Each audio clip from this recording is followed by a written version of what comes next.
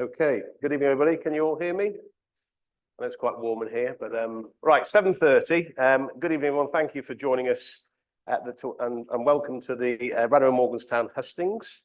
For those eagle-eyed around you, I'm not Fiona Bruce. I'm Richard Wales, and I'm the chair of the Radyr Morganstown Association, who are organising tonight's event. And I've been asked to chair tonight's meeting. So, as for the fact you're all here, then you're aware that the general election is being held on Thursday, the 4th of July. And in accordance with our constitution, as the Isle of Man's constitution, and as a public service, we've arranged this event to support the democratic process and facilitate public debate. I'll shortly introduce the candidates. Before I do so, I just want to run through some practicalities on how the evening's going to work today. Okay, so just for clarity, each political party on the constitution ballot for Cardiff West was invited their candidate to attend tonight, and we have 5 candidates tonight.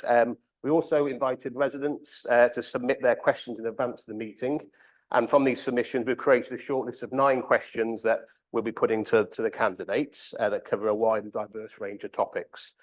These questions have been shared with the candidates prior to this evening, so that they know what they're getting asked.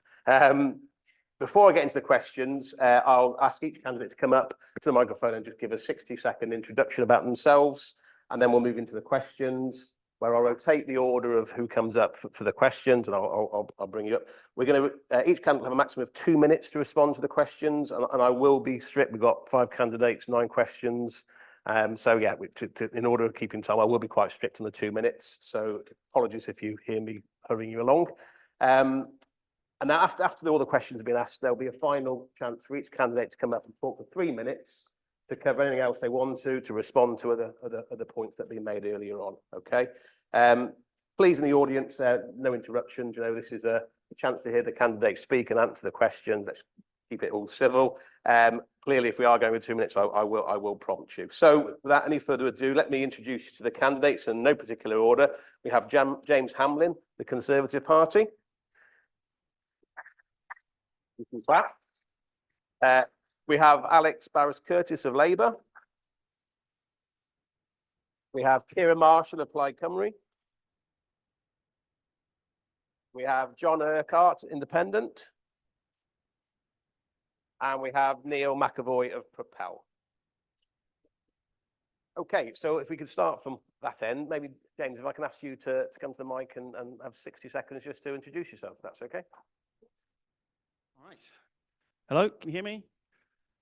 So, well, first of all, thank you so much for inviting me here tonight. I'm really looking forward to tonight's debate. So my name is James Hamblin. I'm your Conservative candidate, and I thought I'd just take a little bit of time to explain why I think I would be the best person to be elected as your next MP in Cardiff West. So there are basically 3 reasons. First is my background and experience. So I come from a working class background. I didn't go to university. Went straight into the world of work, and I did things amongst other things. I worked in the Royal Navy as a naval officer. I worked in the security industry, including a stint at Goldman Sachs as a security analyst. And then I went into Parliament, and I saw directly what it takes to actually deliver and what members of Parliament can do when working for their constituents. So I think my background gives me the ability to best represent you and to also understand how to deliver. Secondly, it's my connections to Cardiff West.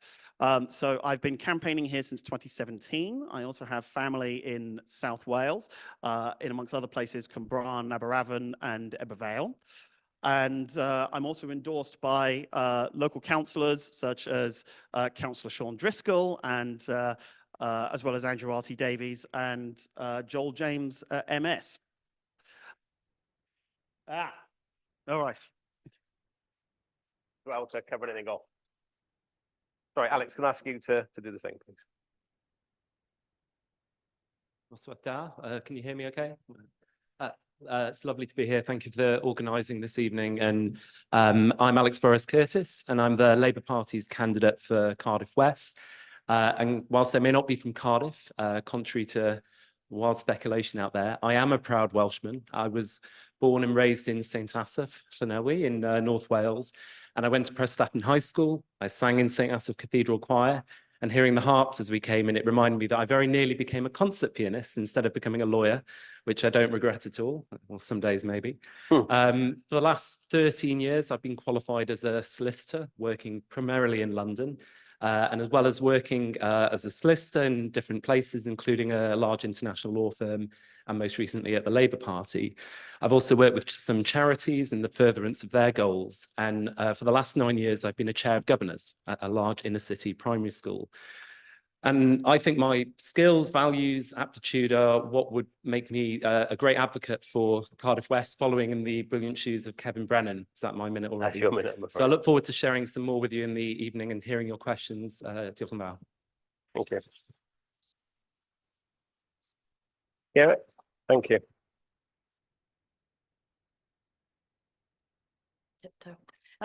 Noswaith da pawb, good evening everyone. Thank you so much for your time tonight. My favourite part of this whole campaign has been coming out and speaking to people, so I'm really looking forward to this evening's event. My name is Kiera Marshall and I'm your Plaid Cymru candidate, so I thought I'd tell you a little bit about myself. I grew up in Town Hill in Swansea, which is one of Wales's poorest council estates, so I've seen the impact of Tory austerity and Labour's lack of ambition for Wales firsthand. But it is this life experience that's motivated me to get into politics. I want to fight and stick up for justice and equality wherever I can do so. I think it is devastating that we have families reliant on food banks, that a third of our children live in poverty, that elderly people have been unable to afford heating, or that workers and small business owners have lost their livelihoods as our economy has stagnated. This election, we need to make sure Wales's voice is heard. We need to have voices representing Wales loud and clear in Westminster. So I'm hoping you'll lend me your support on July 4th and elect me to be your Plaid Cymru MP. Thank you.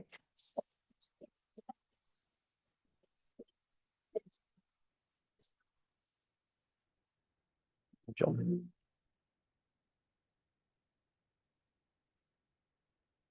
Hi, I'm John Urquhart, and I'm the founder of Harmony UK, as well as Cutgold Cymru. Both parties began here in Wales in Fairwater in this constituency. Cutgold Cymru supports Welsh independence, and therefore so does Harmony UK, because the UK-wide party follows the decisions of the national parties and not the other way around. We're driven by the consensus of our members, discovered in our assemblies, which are open access. Anyone can join in, even members of other parties, such as my colleagues here today. We're building the Cardiff West Assembly, which will be composed of a lot of smaller assemblies across the constituency. All will be open access and run by consensus. The assemblies will essentially, if you elect me, will tell me what to do when I go to Westminster. I'll go to Westminster, I'll do as you tell me. I'll participate in the assemblies directly, and we will find solutions ourselves for our communities. A vote for me on July 4th is a vote for yourselves. Thank you all for coming this evening, and I look forward to your questions.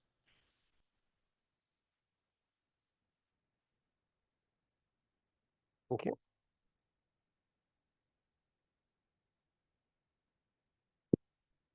I'm Cardiff born, Cardiff bred. I work here, I'm raising a family here, and I care about our communities, and that's why I'm standing. I've always done things differently in word and deed. In 1999, I got elected for the first time. 2008, I was deputy leader. We froze councillor allowances. I took half the deputy leader's allowance available to me. In the Senate, 2017 to 21, I donated my councillor allowance, which I didn't think was right to have two salaries. And I had a choice, ignore wrongdoing or lose my job. And I chose the latter. I've always been a strong voice for the underdog and those in need. So if you elect me, you're going to be electing, or vote for me, you're going to be voting for somebody who will always be a voice for those who just need some support. I work in family law now because really that's my passion. I'm very passionate about families, and I think family nowadays is something sadly underrated. Diolch yn fawr.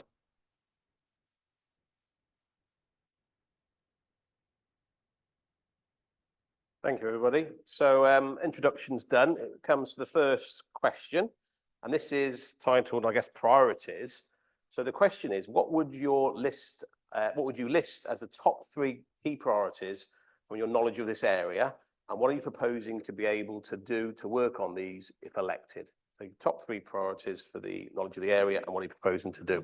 And we'll go for the first question in the same order. So James, if you want to go first, and we've got 2 minutes, please, on this time. Sure. So So I actually have 6 priorities for the area, but I will limit it just to the first 3, most important. So the first would be addressing waiting lists. Now, obviously here in Wales, there are unfortunately some of the worst waiting lists across the UK. 1 in 5 people across Wales who are on waiting lists, and so many targets that the Welsh NHS have missed. In fact, the Welsh Labour government in Cardiff Bay are the only government in the UK to have cut funding to the NHS. So what would I do to address this? Well, it would be instruments such as a surgical hub or a diagnostic centre, things that can help to address this. The main thing, the most important thing you can do as an MP is to raise the salience of these issues and to build coalitions in favour of them. The second priority, therefore, would be roads. And it's estimated that Labour's war on motorists, the 20 miles per hour limit, would cost £9 billion to the Welsh economy over the next 30 years. I think this is something we simply cannot afford. And so I would campaign to reverse this and to back motorists and to fight against Labour's war on motorists. And the third would be the levelling up through a Cardiff City, capital city investment zone. Similar investment zones in the north and south of Wales are estimated to generate an extra £5 billion in inward investment and 20,000 high-skilled, well-paid jobs. I think that's something we desperately need here in Cardiff. I think you grow a stable, strong economy that enables you to have the money for the public services that we so desperately need. And so those would be my top 3 priorities. Perfect, Simon. Thank you. Okay, and the same question to Alex. Thank you for that question. So the first is I reflect on the fact that if I were privileged to be selected, I'd be following in very big shoes in Kevin Brennan to fill, who I know has done a lot of work, particularly here, and I believe is the president of the association. So I'd want to be the best champion and advocate for Cardiff West in Parliament that I could be, utilising the relationships I have in Westminster, but also learning and listening both from people obviously in Cardiff West, but also from our fantastic councillors. And obviously one of our local Labour councillors, Helen, is a brilliant advocate for Radyr and Morganstown, but also our local authorities, Senedd, and of course other Welsh Labour colleagues. The second thing I'd like to do is champion social justice by working with the communities in Cardiff West in order to bring about a fairer future for all. A couple of weeks ago, I was at the Radyr Rangers Festival, which maybe some of you were there, and it was a brilliant day of sports with seeing hundreds of children playing, hundreds of parents enjoying the event, the medals being handed out, the Fair Play Award being handed out. And we need to see more of that, because one of the things I've heard from when I've been traveling traveling around the constituency and meeting with residents both here and in other parts of the constituency is about the need for good quality access for space for our youth. That's not just in terms of green space, but that's also in terms of team sports. And Radyr Rangers are fantastic ambassadors in that. And the all-weather pitch, but also Mount Fields will be important parts of that in order to ensure that we've got the investment in order to deal with the need for that high quality access for those spaces. And then the third is to work with our colleagues in Welsh Government, but also to get the best deal I can get by utilising every sinew I can with Westminster in order to get the vital investment that we need here, not just for NHS, I know we have a question on that, but about the improvement of our public services such as in local government, the roads and transport. I'm very aware of the issues, for example, with the bus services here. There used to be 3 services an hour before COVID. Now it's down to 1. And I'm aware of the issues where sometimes they will just drop you off at Danes Court and that will be the end of it. So we really do need to look at that infrastructure arrangement. Whilst that's not the sole purview of an MP, it's a relationship I'd want to work with Welsh Government on. Thank you. Yeah. So my first priority would be supporting our economy. I have a background in economic policy. I'm currently an economic researcher, and I previously worked for the Federation of Small Businesses. We have seen too many of our small businesses close their doors or struggle through this cost of doing business crisis. Recently, we've seen the Welsh Labour government actually cut support for business race relief for some of our smallest businesses. I want to create an economic landscape that favours our small local businesses here and help support wealth retention in Cardiff West. I think when we have a strong economy, we can then support my second priority as well, which is supporting our communities. We have communities here who are very vulnerable, people in Riverside and Ely who have been hit really hard by this cost of living crisis. I want to ensure we're supporting people, communities, families where they need it most. For example, I want to see universal free school meals. I think we need to uplift child benefit and remove the 2 child benefit cap. And ensure that children are not victim to poor historic government policy. I also want to see fairer funding for our local services. And to do this, we need to demand fair funding from Westminster. Whether it's health, education or transport, our local services have been decimated. Health is devolved in Wales, and last month we saw some of the highest waiting times on record.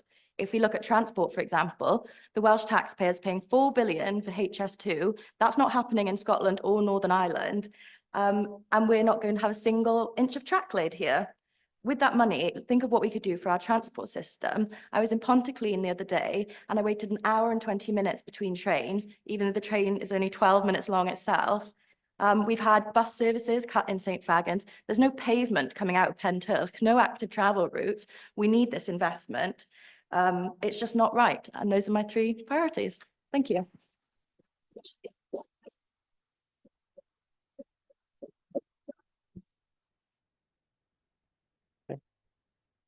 John?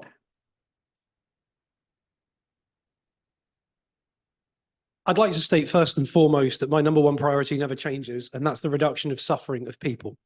Harmony and Cutgall Cymru are committed to that core principle, and obviously I am too. So the cost of living crisis causes the most suffering, and that has to come first. And I think this is true everywhere, not just here in Radyr. The Ain't Asking petition for universal free school meals UK-wide, which we started, has now nearly 50,000 signatures, and we plan to fund a trial of universal free school meals at a school as a kind of shaming direct action to force whoever wins the general election on July 4th to roll that out nationwide as soon as possible.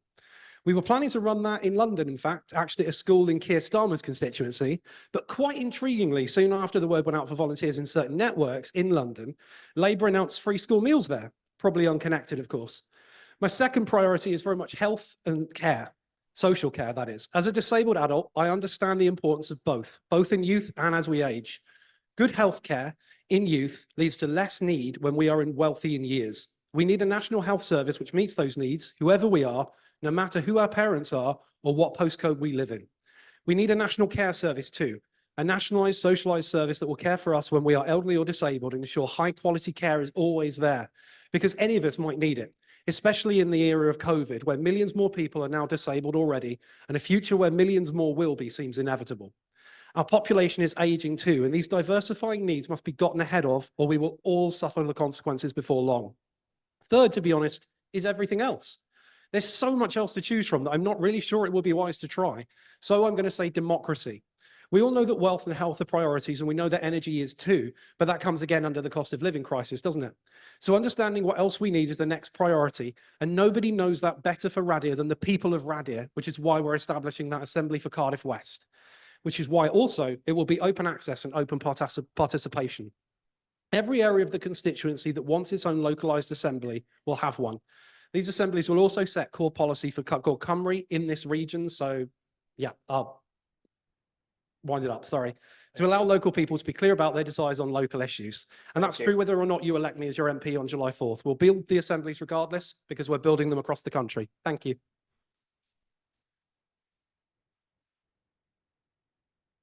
Neil? Yeah, thanks. I think as an MP, really, you can only, I'd say, lobby, because the most important decisions are taken on Cardiff Council and in the Welsh Parliament. For me, the biggest priority still is the local development plan, because we're only just seeing the beginning of it.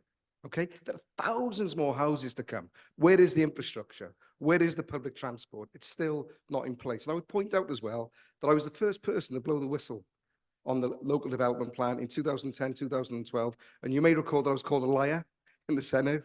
I was said to be telling blatant lies by the First Minister, and Mark Draper called me a scaremonger. Well, I think we all know who was telling the truth. Now, housing is also another major priority. Young people simply cannot get on the housing ladder. What we should be doing in Wales is using the public sector pension funds to build affordable housing. The pension funds would do very, very well from the immediate rent coming in, and people could rent affordably as well. I think the last priority really is, I think we've got to get the economy working. Wales should be run like a PLC. As it is now, so much money goes into charities, and it's like buying a load of frozen food. It's going to run out. Okay, we need to learn how to farm and plant seeds. Business rate is extortionate in Wales in comparison to England, Scotland. People are being driven out of business. Planning laws, and more importantly, the implementation of planning laws puts people out of business in Wales. When I was deputy leader of Cardiff, we had a Capital Cardiff Fund, which lent businesses more, invested in businesses, gave them cold hard cash, and in return, the city was given percentages of those companies, a small percentage, 2 or 3%. That was my baby, my idea. Was told that it couldn't work. We made it work, which is what I do in life. I make things work. I don't give up. It's not in my DNA. And ultimately, the Capital Cardiff Fund made a large profit for the city, which really pleased me. So we should be getting into things which are innovative, that can bring change locally and in this city. Diolch yn fawr.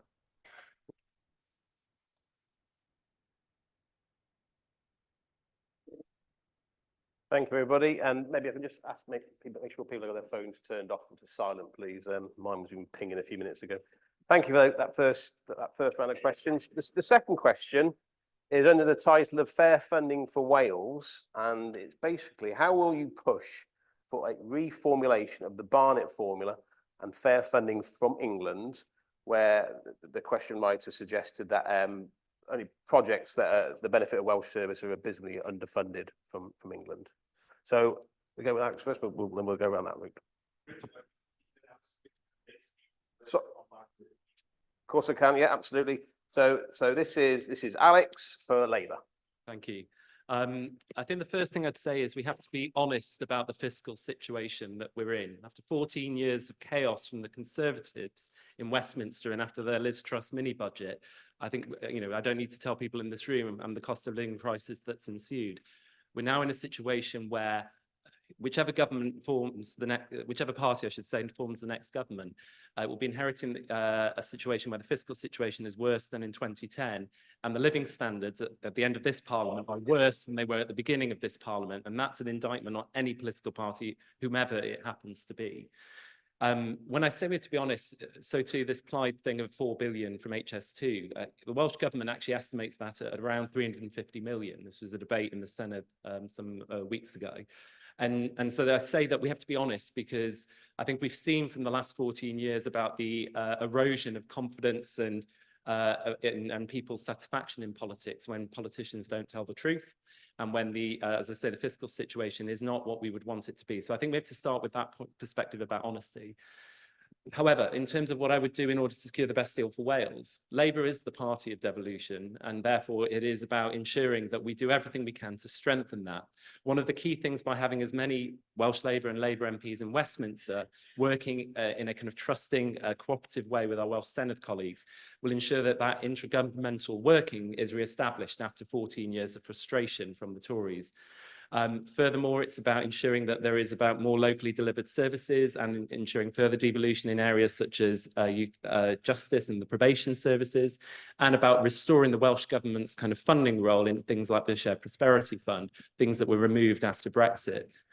We also do need, as a result of HS2, because the money is not there, based on the scorched earth approach that Rishi Sunak's taken in selling the land that they compulsorily bought, we need to do we've committed to doing a full fundamental review, not just of how we got into that mess in the first place, but about the infrastructure links in order to ensure that between Westminster and Welsh Government, we can get as fair a funding deal as possible in order to make the investments we need to make, as has been brought out in some of the conversations we've had today, both in terms of transport links, but in terms of bus and other forms of public transport. So I would absolutely fight for that if I was privileged enough to be elected on 4th of July.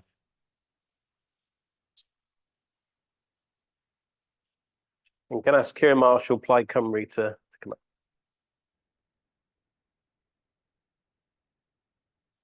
So fair funding is one of our key policy areas, and I do not believe that this is being prioritised by the other major parties. We have to have a fairer funding deal to invest in our NHS and our schools. It is not time for more cuts, it's time to invest. The billions owed from us from HS2, and it is billions, you can check the figure yourself, it's out there, could connect our communities and support a better economy. I want to see a needs-based funding formula, not a population-based funding formula, so we can actually invest in our economy and lift people out of poverty. We are poorer, and population-based funding is not going to rectify that. Under Keir Starmer's manifesto, we are looking at nearly £1 billion being lost from the Welsh budget. We are in dire need of investment, not more Tory austerity. We also want to see an economic fairness bill, which would ensure the communities that need the most funding receive it, to actually level up our communities, unlike the Conservatives' thoughtless levelling up fund. And on fairer funding, I think it's clear that only Plaid Cymru will fight for fairness and ambition for Wales. Thank you.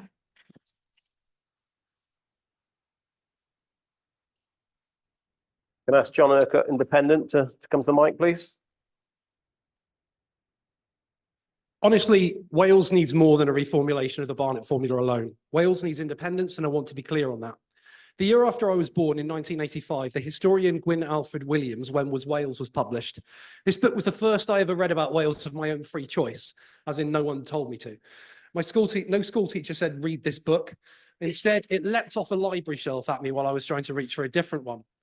Williams fairly famously said, if we are to live, we must act. So it was only apt his book should find with us. I knew little of him then and much more today, and he was right about a great deal. Where I live in Ely, too much has been taken and too little returned by far. And this is true everywhere you look in Wales. It was true when Williams lived, and it's true today. Because here's the secret. Money is never worth as much as action, never worth as much as the final product it is promised for. Because how could it be? How could it be? Money is potential. You cannot take actual wealth and then hand us back a promissory note of less value and then call it democracy to deny the Senedd any ability to demand redress for the balance. Be serious. So when Williams asked, when was Wales? Cardiff Cymru has an answer. Now is Wales. We need an insurgent government in the Senedd, one that is willing to stand up to Westminster for real. And we need insurgent MPs in Westminster too, at the very least. Enough has been enough for so long that this is now an intergenerational cry. Now is Wales. If we are to live, we must act. Thank you.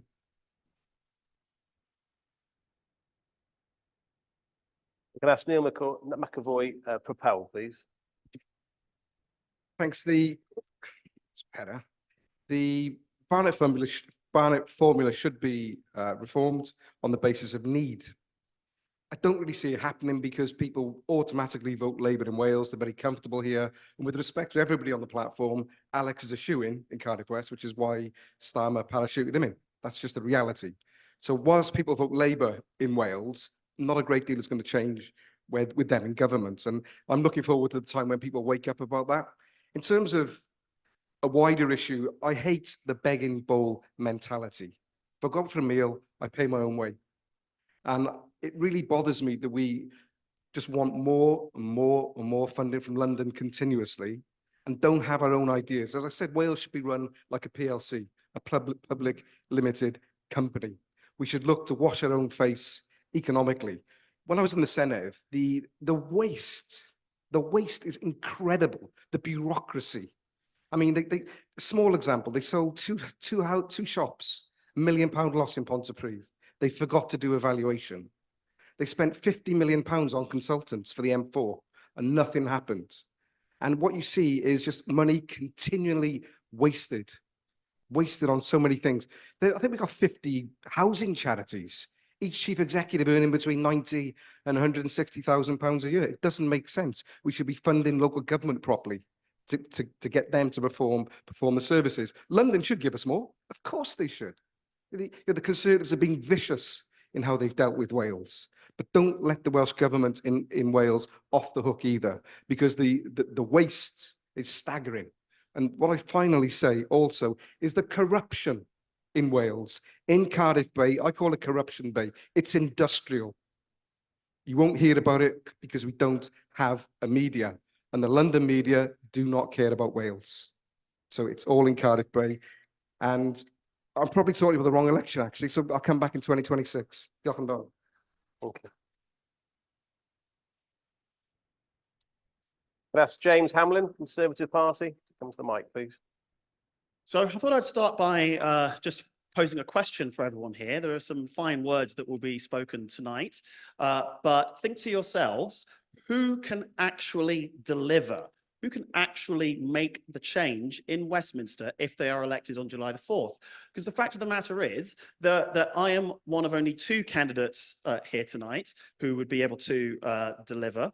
And I'm one of only two candidates tonight who will deliver, because I'm the only one of those two who will challenge the Welsh Labour government in Cardiff Bay to make those changes that we want to see. So when it comes to, for example, reformulating the Barnett formula, I support the position of Andrew R.T. Davies, who says that who agrees that we do need reformulation of this and wants to see, for instance, Barnett consequentials to come from projects like HS2. I think that's a sensible thing to do.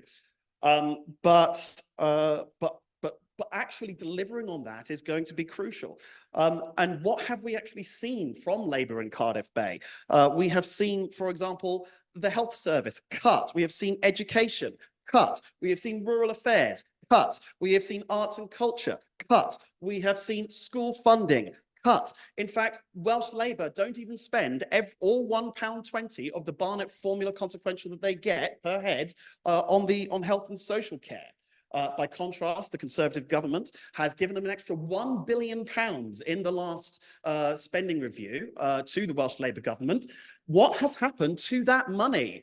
I would like Alex to answer that question, because what we're seeing instead in Wales are cuts to our services, and this is unacceptable. Thank you. Thank you. Coming on to the third question around youth services.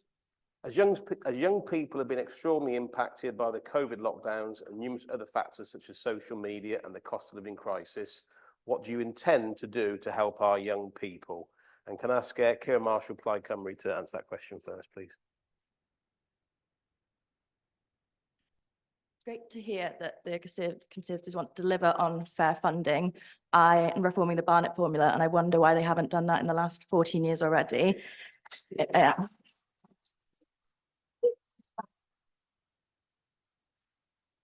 Thank you. As a young person, this directly impacts me a lot. So I'm obviously very sympathetic to issues affecting young people.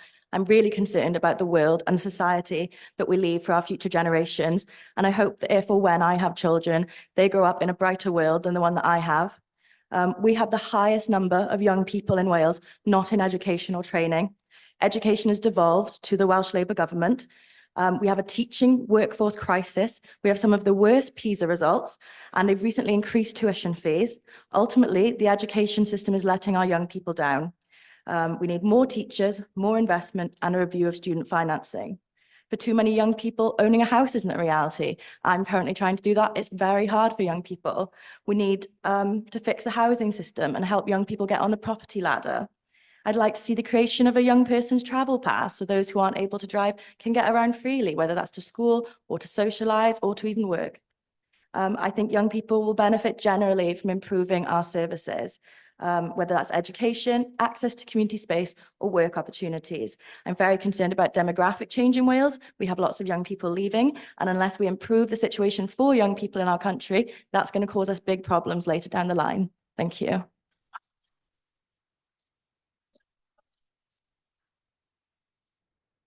Can I ask John Urquhart, Independent, to come up?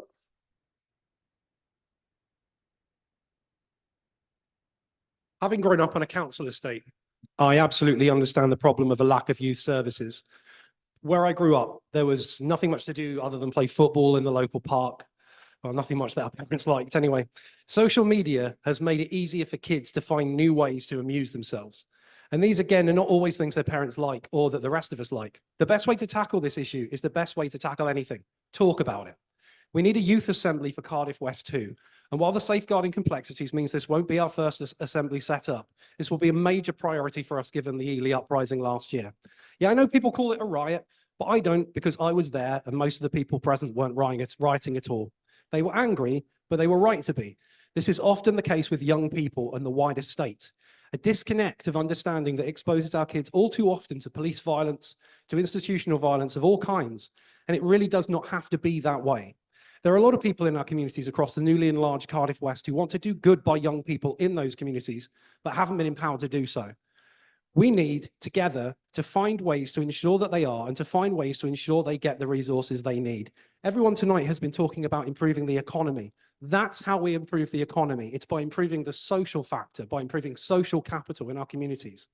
More so, we need to recognize that young people are the key, because when young people have better, more fulfilling starts to their lives, the middle and end of their life is also better, as I discussed when talking about health earlier.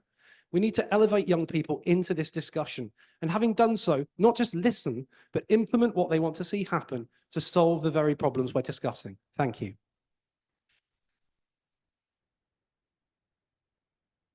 And Neil McEvoy, Propel.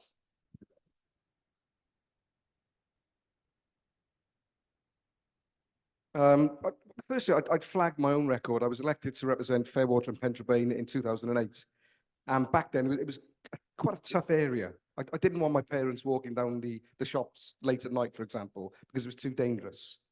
So the first thing I did when I got elected was go out, speak to the kids, see what they wanted. As a person making executive decisions, we got rid of nearly every salary over £100,000 a year, because we didn't think we needed to pay that. And they were on 80 instead. So if you look at 2010, that was still a huge salary. But I didn't realize how unpopular that would make me with certain people, actually.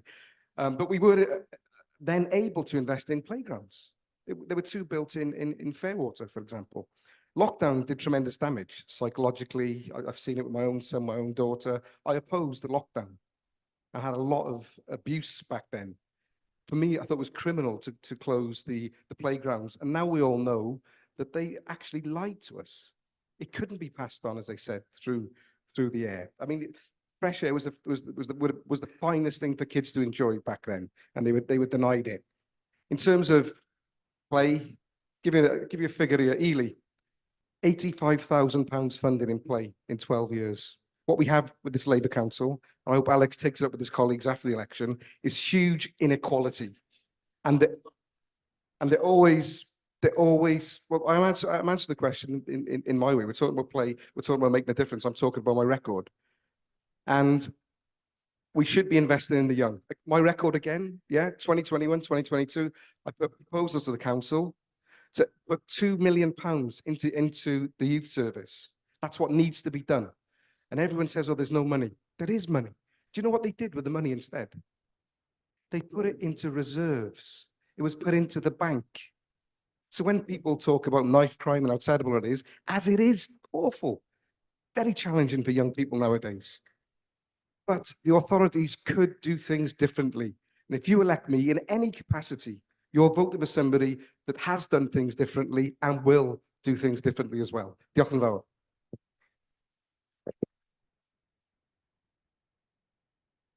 Okay, James. Yes, sorry. James from the Conservative Party.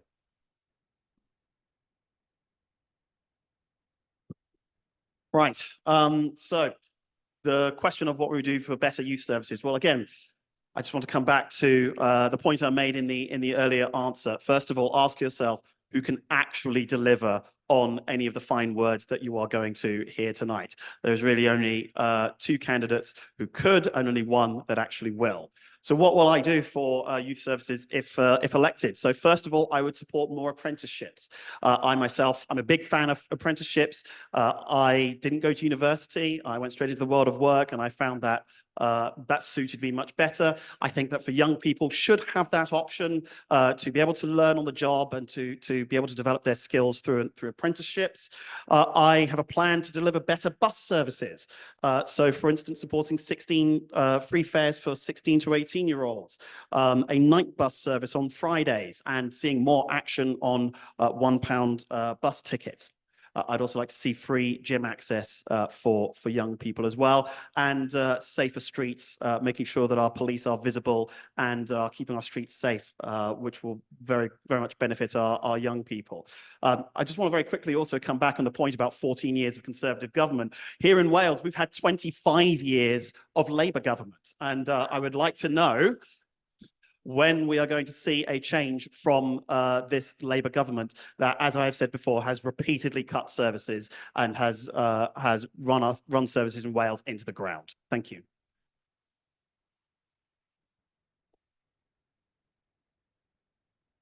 Okay. The fourth question is around Oh, sorry, Alex. I do apologise. Alex for the Labour, sorry. Get ahead of myself. No problem. I mean, I think it's very easy to criticise the Welsh Government when it's seen a 2 billion cut in real terms in its budget since 2010 because of austerity and because of the economy.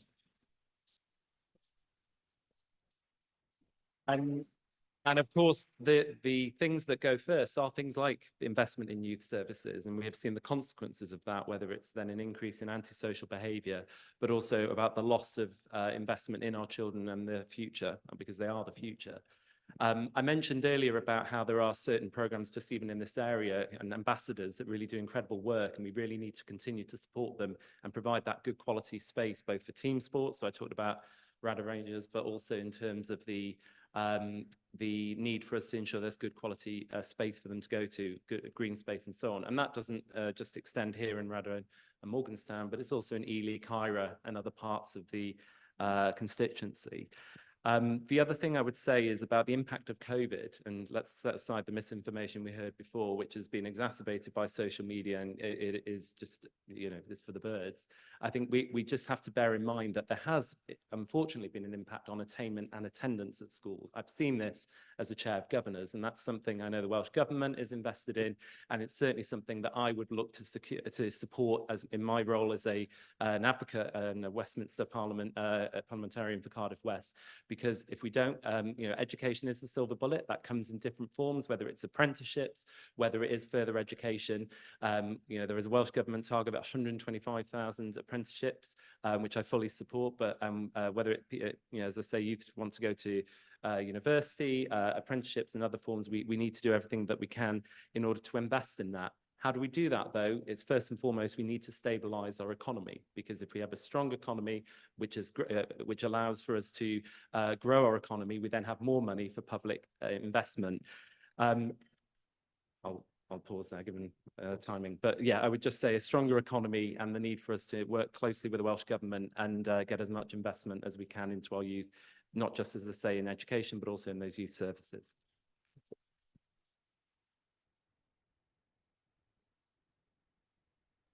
Okay, the fourth question, this is around local services and the devolution divide. So Radyr and Morganstown has a mixed community of young people, working age people and older people. Many of the education, healthcare and the environment issues, plus other day-to-day matters that impact us all, are dealt with by Cardiff Council and the Welsh Government. So if you were our MP in Westminster, how would you work with local councils and Welsh Government to ensure that local services are maintained and developed where needed? And that is for John Urquhart of Independent first, please. Format that you asked all of the questions, they had advanced sight of the questions. They have. Yeah. They've had advanced sight of all the questions and nothing is telling you what they say. Is this how it's going to be all the way through? It is, yes. This is how we've run previous events. It's very unusual. But we can't ask questions, nobody's telling me anything we can say. Not in this environment, no. I have to admit, I think that's a shame, personally. I think it would be better if people could challenge what we're saying. I realise it's hard to organise that time-wise because I've organised meetings myself, but I do think it's a shame. We didn't have the questions at the last hustings I was at, and I quite enjoyed that as well. So let me just stop this a second. I get the challenge, but we're a volunteer group who are organising for local. Well, we have the ability to submit questions when the emails were sent out. Last night.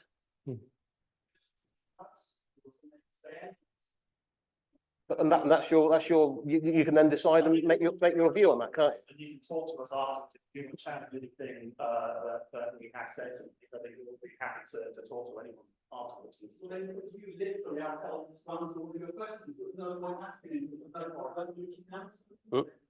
Why don't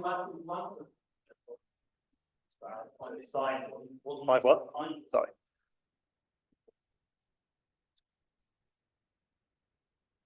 Okay, yeah, the candidates do get 3 minutes at the end to respond. Now, if we've got time, I mean, if the candidates are happy, if we've got time, then maybe we can put questions forward at the end of the evening. Sure. Can we take maybe 3 questions at the end, one of each answer? Yeah, I'm happy with that. Okay. So what we'll do, we'll go through the questions that we have. You'll have your 3 minutes at the end. And then at the end of the evening, there'll be a chance for 3 questions for each of the candidates. So that's okay. Okay, thank you. Sorry, let me just start that again. Sorry. Apologies. Thank you. I have good experience building consensus within groups as a facilitator within our party, and good experience with understanding many of the issues mentioned in the question.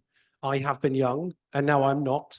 I have been unemployed, being disabled, and I've also worked a wide variety of jobs, some of which might surprise you, ranging from factory work through cleaning the outsides of aircrafts with mops to secretarial work.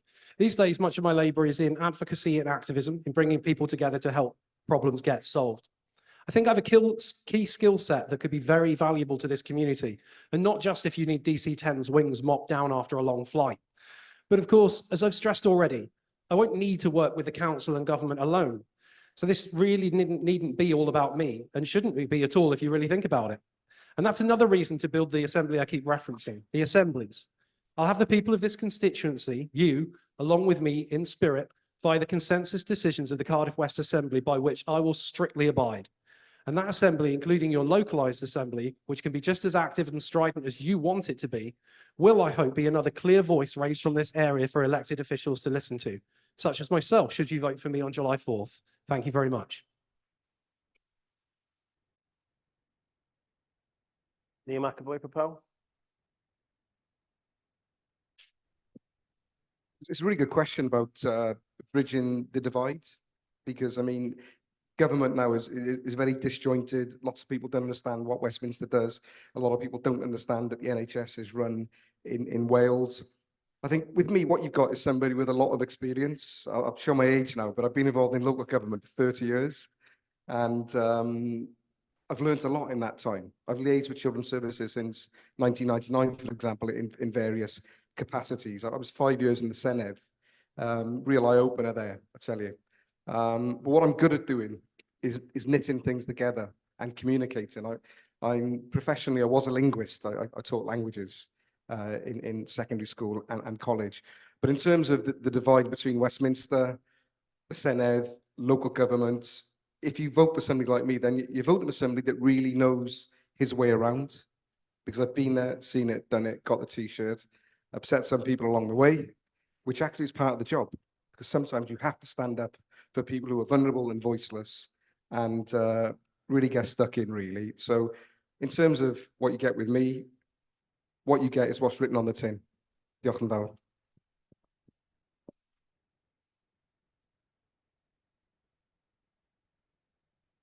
James Hamblin, Conservative. So I think it's important to remember that on July the 4th, you will be electing a member of parliament. You won't be electing a member of Cardiff Council. You won't be electing a member of the Senedd. You'll be electing a member of parliament. And so what can a member of parliament actually do to deliver on services that are provided by the council or the Senedd? Well, I am the only candidate on this panel and standing in Cardiff West who has direct experience of how to deliver things as a member of parliament from my time working as chief of staff to 3 members of parliament. And the important things to remember are you need to be able to build a coalition that involves being able to work cross-party, and I have done that. In fact, in Parliament, I worked with Kevin Brennan in the all-party group for music, and I want to echo what Alex says. Actually, anyone who's elected on July the 4th would have big shoes to fill. In that regards.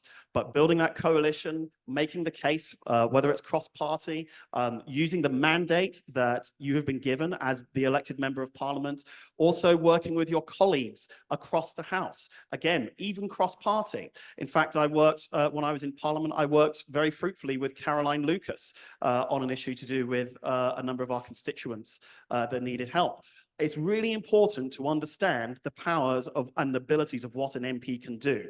And it really comes down to that ability to build a coalition, to understand that building consensus is important, building a change, using your mandate and using the power of the MP's letterhead, the power of the parliamentary letterhead to be able to raise the salience of these issues and keep banging on that door until change is delivered.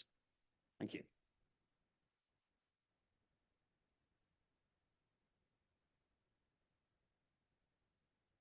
Thanks. Thank you, Labour. Thank you. As has been mentioned, July 4th is about. Sorry. As has been mentioned, July 4th is about electing politicians, obviously, to Westminster. But what is critical is being, whether or not you're from the same party, is being the best advocate you can be for the people that you are representing. And whether that's of the same party or not, it is about being that constructive, critical friend, but also doing absolutely everything in your power to make sure that you're getting the absolute best deal for your constituents. For me, I presume nothing, and contrary to what has been said earlier, I take absolutely nothing for granted. Some votes have been cast, but the key decision is obviously that of 4th of July.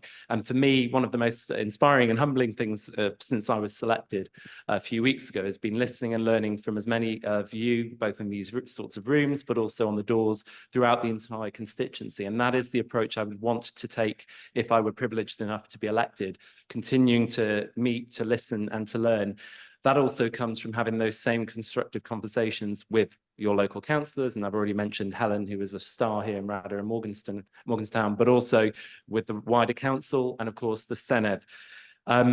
One other thing, though, I think that it's incumbent for members of Parliament to do, particularly given what we've seen in the last couple of years in particular, is restoring the kind of standards in our politics. And that's something that I think I would absolutely want and seek to do, because that is something that we've seen a devaluation of, and particularly goes to people's apathy and distrust in all politicians, seeing as all of us are the same. So as well as working and advocating for Cardiff West, I would also see my role as playing a part in making sure that we maintain the highest standards, the Nolan principles, and also just general principles of public service in order to do our utmost and be, as I say, the best advocate I could be for Cardiff West, working with all our partners to ensure that we are getting the absolute best deal and the most out of devolution for all those things that are, as has been said, devolved either between the Senedd or our local government colleagues.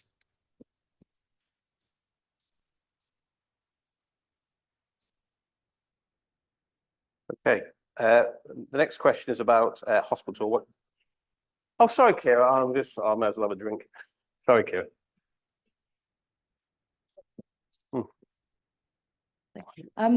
Yeah, I think our local services are chronically underfunded. And what this means is a real tangible impact on people's lives. In the matter of health, it's literally life or death. In education, it's our economy. It's the opportunities people have to live successful and enjoyable lives. In the case of transport, it can leave people isolated. But I think this has been underfunded by the Conservatives, but not just that. The way devolution works here, we have had Labour in power of these services, and I think they've been mismanaged. In the case of health, I'm really concerned about agency staff being relied on too much in the NHS. We have to pay them different amounts to our in-house staff, and it costs more, and it's also unfair. We need in-house NHS staff, and that's in the power of Labour to do, and they've not decided to do it. I think they've been quite misleading in this election, Labour, over what is and isn't devolved, because they do have accountability here. And I think when you look at Keir Starmer's pledges for Wales, a lot of that is already in their control and they're choosing to not do it. Thank you.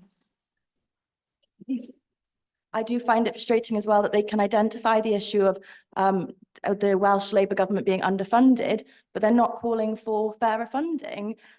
It doesn't make sense to me. And I think when we invest in our local services, it relieves strains on budgets in the long term. When people aren't sick, they're able to work, they're able to travel, and our communities thrive, but we need that initial investment.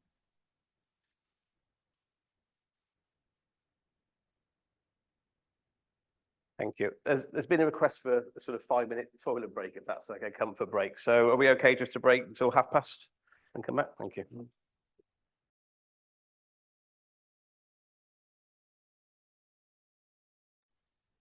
Thank you. So I know it's very warm in here, so the windows have been opened, so do bear with us. Okay. The fifth question is around hospital waiting times. Okay. Hospital waiting times, particularly for non-urgent surgery, can leave patients waiting in pain for excess of 3 years on waiting lists for treatments in Welsh hospitals. What will you do to reduce the need to wait for healthcare, and how are your actions in Westminster to make a difference on this fundamentally devolved issue? And I'm coming to Neil McEvoy of Propel first.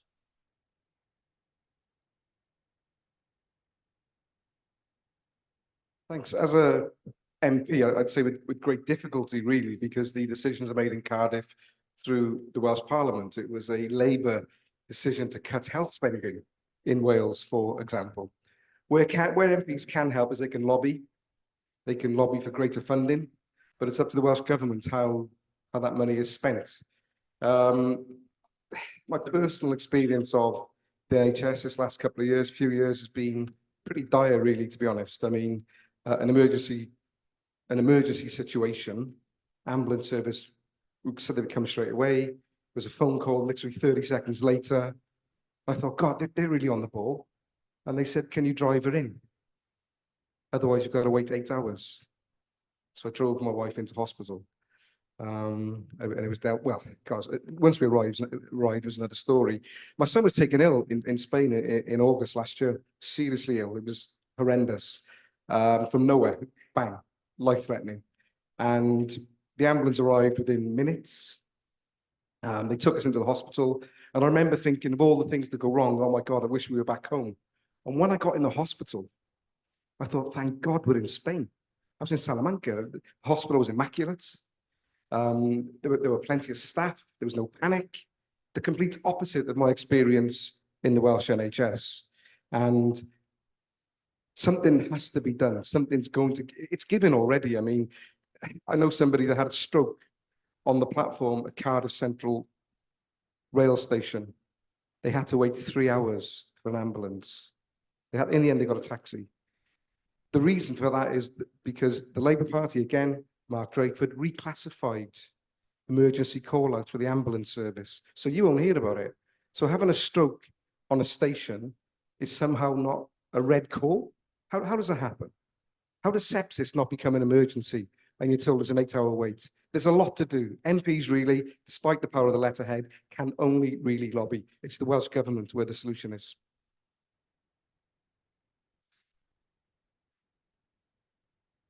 Can I ask James Hamblin, Conservative, to come up to the mic as well? So, sorry to sound like I am beating a dead horse here, but I have to come back again to the point about delivery, the ability to actually deliver on this. As already suggested, this is in the gift of the Welsh Labour government in Cardiff Bay. And as an MP, there are only certain things that you can do. And the reason why I come back to this point is because it's important to understand that if you are a single MP in Westminster, as a group of one, or even as a group of, say, 5, no one is going to listen to you. You are one of 650 MPs. You might get the odd question in PMQs.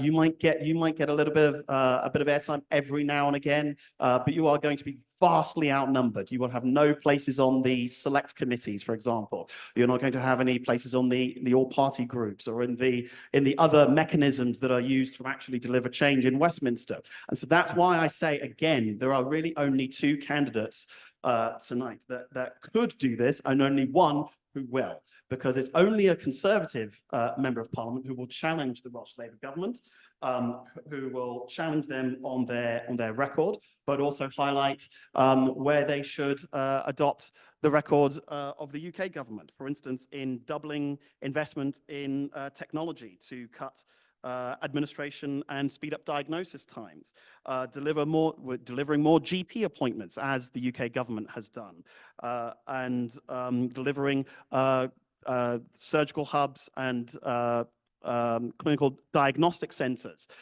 which is something, again, I've also worked on in Parliament, and I've seen the effect that can have on reducing waiting times. So I think it's important to recognise that that in order to actually see any movement on waiting times, remember, after the July the 4th, there will still be a Welsh Labour government in Cardiff Bay. Who do you want to be challenging them to on their record and to make the changes that they need to do to bring waiting times down?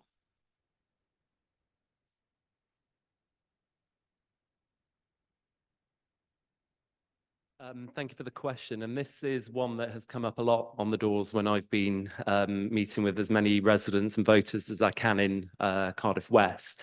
I do think, though, contrary to what James has said, it's not about challenge. It's about what a Labour government, if elected on July 4th, would do. And Kiera might not have read the 6 steps for change that the Labour Party have put out carefully enough to notice that one of them is about cutting NHS waiting lists. And it isn't relying on the idea that, oh, it's devolved, therefore there's nothing electing a Labour government in Westminster can do about it. Because what we have said is we have a fully funded, costed plan in order to tackle the NHS waiting lists, which are at a national level and a countrywide level have increased, certainly under the Tories. And at least in Wales, they're starting to come down from the peak of 70% down from the peak in March 22, but there is still more work that absolutely needs to be done. And that will be done by an immediate cash injection. So if we get a Labour government in Westminster and therefore elect myself and as many other Welsh Labour and Labour MPs as possible, we have a fully funded plan in order to tackle those NHS waiting lists. And that consists of closing those tax loopholes for the non-DOMs and the hedge fund managers that the Tories refuse to do in order to invest in England, 40,000 more appointments a week. And that, through the Barnett formula, the consequentials will immediately flow through in order for the Welsh Government to do what they need to do in order to tackle those waiting lists. There is some great work that the Welsh Government have done. I'm not in any way being complacent in saying that, there isn't more that needs to be done. But, having a workforce plan about investing in our future, doctors and consultants and nurses and midwives do not just grow on trees, as we know. That takes years of investment. We have more frontline staff in those areas here in the Welsh, as a result of the Welsh Government, that we do see in the requisite comparisons in England.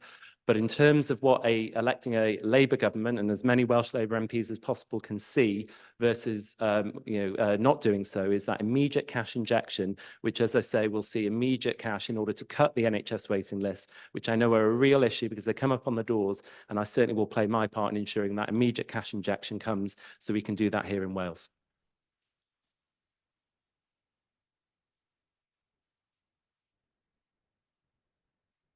Kiera Marshall, Plaid Cymru. I think to imply that Cardiff's West voice will only be heard if you elect Labour or Conservatives is insulting. People in Wales deserve to have a democratic voice. We need Plaid Cymru MPs to ensure our voice doesn't get lost in Westminster. The way the Conservatives have underfunded our NHS is a disgrace. I do think Labour have really mismanaged it here in Wales as well. And they're refusing, as I've said, to call for fair funding to actually invest in people's health. The Keir Starmer's manifesto has £18 billion of cuts in it. It is not investment.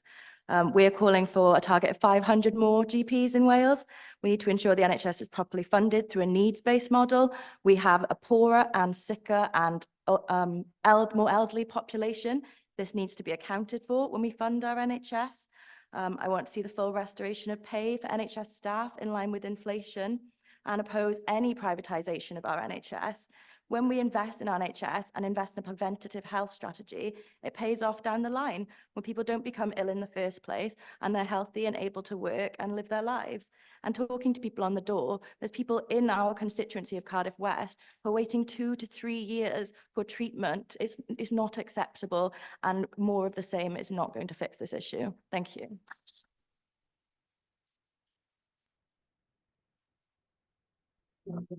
And John Urquhart, Independent. I'm not going to bother with my prepared notes on this one. I've decided to go off piste. So I'm disabled, and so the NHS is very important to me and always has been. I've been disabled my entire life. My father was disabled and I was a carer for him. So I understand the need for a health service that's there for you when you need it. I think that the major problem with our health service as it is actually wages. I think the problem is that we can't attract the staff necessary. We can't train them fast enough. And we have this ongoing, never-ending cycle of war within the NHS. And when staff are stressed out about their pay, when they have to think about how to organise to get what they deserve in terms of working conditions and pay, they don't have the mental space to do their jobs as well as they can. It doesn't matter how much time they dedicate to it. It doesn't matter how much energy they put into it. They will never be the best they can at the job that they've chosen, at the caring profession that they've poured time and energy into.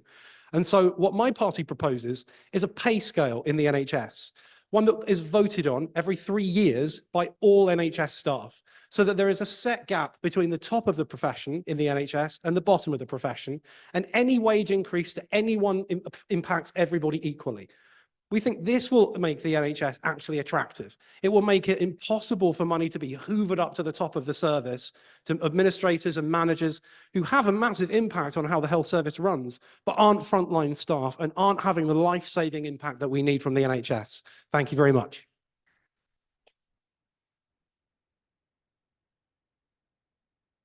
Okay, question 6 is about sustainable futures. How would you, if elected, help to create a sustainable future for your constituents in Cardiff West in the face of environmental, economic and social instability? And we'll go for James Hamblin from Conservative. So this is an interesting one because the question of a sustainable future is one that, as we all know, is going to dominate the future debates over what policies we choose, what trade-offs we decide to make, and really what the focus of government and the role of government, the purpose of government is going to be as we move forwards. So I'm going to take a slightly unusual tack here, and I am going to actually praise something that was said. I know, hold yourself here. Going to praise something that was said by a Labour peer, Richard Layard, and he's been campaigning on something called well-being measurements. The idea that government should be focusing all of the outcomes that it looks at and measuring its outcomes on the basis of well-being, rather than just looking at economic measurements like GDP, important as those are. But well-being is a more kind of holistic way of looking at this, and this has quite big consequences in terms of which policies that the government decides in the future. For example, if you look at improvement in roads, for example, are you going to prioritize say, something that helps people now, but might make them unhealthier or might hurt the environment in the long term? Or are you going to look at a holistic view that's going to take into account all of those different measurements? I know it does sound radical. Again, as I said, I'm not afraid to work cross-party on these issues. When another party has a good idea, I think that's incumbent on us as politicians to be able to work with other parties to deliver those. And so this is actually something that I would campaign on, and I would want to see not just the UK government, but also the Welsh government in Cardiff Bay to deliver. And I think that will have significant impacts on improving the sustainable future that we all want down the line. Alex from the Labour Party. Excuse me, sorry. I think the question's broken into environment, economic and social. I think in terms of the economic, I've mentioned before about the state of the economy, and there is a need to absolutely stabilize the economy, because only if we have a stable economy can we grow it and then have more money in order to invest in our public services. And that's one of the key first 6 steps for a Labour government, if it's privileged enough to be elected on July 4th, in order to bring that stability and grow the economy accordingly. Coupled with that is another one of the 6 steps, which is about the environment. And the environment is obviously critical. It's not just about our energy security, and it's not just about good jobs now, but it's also about protecting the environment for the future. So that's why if we're elected, we have a fully funded plan to set up what's called Great British Energy. It will be a publicly owned, clean energy company that will ensure that we will meet our target of being a clean energy country by 2030. That will work with Welsh Government to double onshore wind capacity. It will invest in green jobs, 650,000 across the UK, and at least 29,000 good well-paid jobs here in Wales. Not only will it help bring about energy security, so we're not then subject to the whims of consequences such as we've seen in Ukraine when Putin invaded, but it will also help bring about lower energy bills, so that by 2030, the average energy household bill here in Wales will come down by £300, which will contribute to the cost of living crisis and then ameliorating that, which I know is something that is still very much a problem, as I've heard from speaking with people up and down the constituency. On the social side, I think this goes to the desire for us to be a bit more of a pluralistic society. And we've seen whether we're talking about voter engagement, getting youth more engaged in our politics. We would give them the vote in Westminster elections for 16 and 17-year-olds, as currently used to have for the Senedd and local government elections here in Wales, but also about de-escalating the rhetoric that we see as a consequence of social media, the culture wars, the weaponization of it by certain extremes, the void that has been left by politicians afraid in order to help de-escalate these things, and then the extremes come in and weaponize those. So I would like to play my part in also contributing to that more pluralistic society in conjunction with the economic and environmental matters I've just mentioned. Thank you. Kiera Marshall, Plaid Cymru. So I'd like to use this time to focus primarily on climate and the climate here. So I think this is one of the most pressing issues facing us today. We have to reach net zero, but I think we have a real opportunity in front of us to reach net zero whilst also growing and funding our economy. I want to see Wales devolve the Crown estate. Currently, the Crown owns a lot of our offshore energy. That money goes back to the Crown and back to the UK Treasury. In Scotland, this is devolved, so that money is retained in Scotland and reinvested in more renewable and sustainable economy solutions. I want to see a nationally owned energy company as well that supports renewable energy and doesn't profit off people's energy bills. We need to retrofit homes and our properties here in Wales to make them more energy efficient, which will save us money and save us carbon emissions. We want to maintain a ban on fracking, no new open cast coal mines, and no more gas-fired peaking plants. But ultimately, we need to see investment in the green economy to ensure we reap the rewards of green technology and drive job creation. Keir Starmer did a huge U-turn on millions of green investment, and to me, this is not an issue we can delay on. Thank you.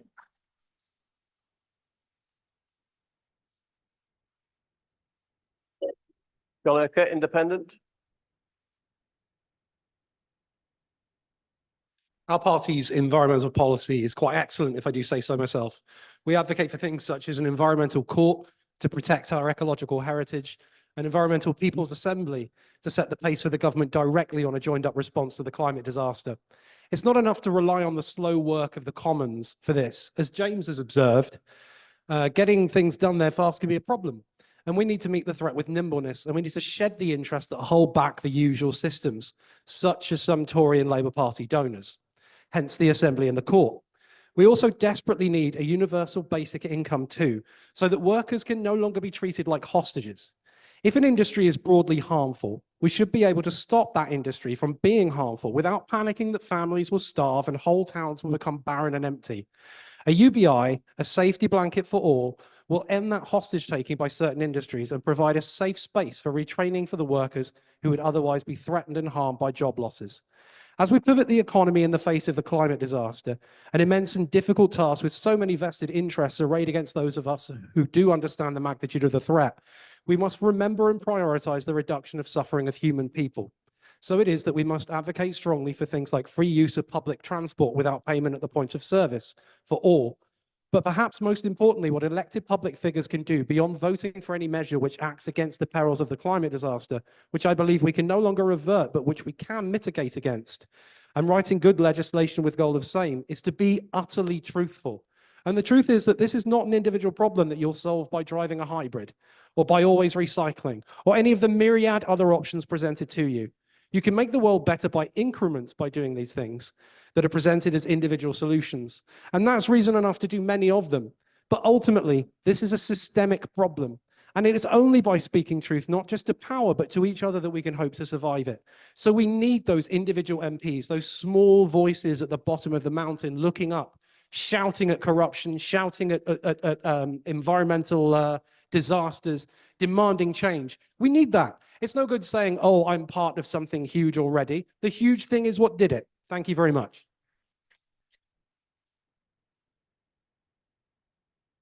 Neil McEvoy, Propel.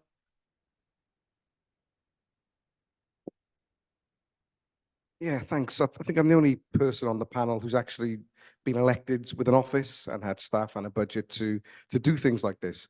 I'll answer the question, first of all, in a micro way and then in a macro way. In terms of the micro, as an elected member, you can put forward questions. It would be in the Commons. You can put forward ideas for legislation. So in the Commons, it would be a private member's bill. So those are the things that you can do as an individual member. You can also vote on legislation, clearly. In a micro sense as well, I know the power that a local office has. You have roughly 4 employees, and you can get involved in a number of, well, any project that you elect, I suppose, really, that appears to be a good idea. One thing that I'd like to push, and I will be doing this anyway, for example, is food cooperatives. There's lots of open public land in Cardiff, which is just not used. And it would be good to really extend the size of allotments, maybe enable some people unable to grow food in their own back gardens to be able to do so, and then create local markets in localities, Pentrabain, for example, surrounded by fields, lots of places the food could be grown there. So that's a micro project that I have in mind to promote, and which I would do with an elected office. In terms of the macro, you may not realise, but Wales has billions upon billions of pounds worth of gas, methane in the old mines. We should be using that gas, creating a gas industry, creating jobs.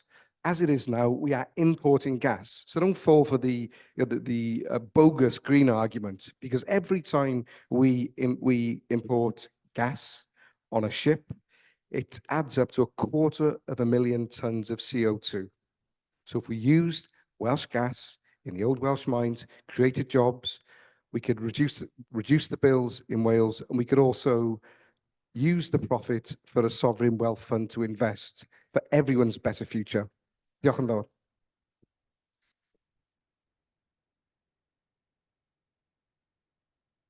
Okay, question 7, the electoral system. What are your thoughts on bringing an electoral system based on proportional representation? And Alex from Labour first, please. Thank you for that question. It's something I'm happy to learn more about and be hear the views on more. For me, it isn't the priority right now because of the cost of living crisis and the need for us to stabilize the economy. But it's certainly something that as I say, I'm always happy to engage on and speak with colleagues and constituents about further. But for me, the priority is outlined, as I said, in terms of stabilising the economy and dealing with the cost of living crisis. However, I think there are still things that can be more immediately done in order to ensure that we have that robust engagement in our politics. And that certainly is there, because we saw last week in the news that there were record registrations right up until the last day of being able to register to vote. And the highest proportion of that were the under 25s. So, which is something to be excited and positive about. That's why I think the manifesto in which we're talking about giving the vote to 16 and 17-year-olds for Westminster Parliament is important. I think also the fact that as addressing the anomalies in the electoral registration, that changes to election law that the Tories passed in order to make it harder for people to vote, I think is another thing that we need to look at. And so that's why I think it's, why I say it's something I'm happy to learn more about. It's not for me the priority, because I think it's very tempting when parties get into power to change election laws to suit themselves, make it harder for others to vote. We need to look at the facts and the evidence to see whether or not it will have the benefits that I think it could. There are other things that I think we can do to provide some of the benefits that I think the question is alluding to. Reform of the House of Lords in terms of making it more representative of our regions and nations is something that we're committed to consulting and speaking with the regions and nations further on, because I think that's something that is long overdue. And there are other immediate things we can do, as I said earlier, about restoring the decision-making processes of the Welsh Government in the appropriate places. So the Shared Prosperity Fund, something that it used to have when we were in the EU that was not returned after leaving as part of Brexit. That's something that the Welsh Government would see come from a Labour government in Westminster.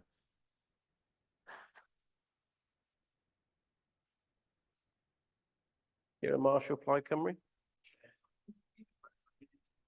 Yeah. What are your thoughts on bringing an electoral system based on proportional representation? I believe we definitely need proportional representation. From getting out and talking to people in the constituency, so many people tell me their voting plans by trying to second guess what other people are going to do, or by trying to guess the result of the election. And I don't believe that's how any functioning voting system should work. People should be able to vote with their conscience, with their real desires, and I would urge everyone to do so. I'm proud that in the Senedd we have a more proportional voting system, but there are elements such as closed lists that I do think we need to get removed as soon as possible. But I wholeheartedly support PR. I believe we must get rid of first past the post in Westminster. And I agree with Alex on some other issues actually around votes for 16, making it easier for people to vote, and abolition of the House of Lords. But I don't think the Labour manifesto goes far enough by putting a cap on the age of the Lords. I think we need to get rid of any undemocratically elected chamber and strengthen our democracy. Thank you.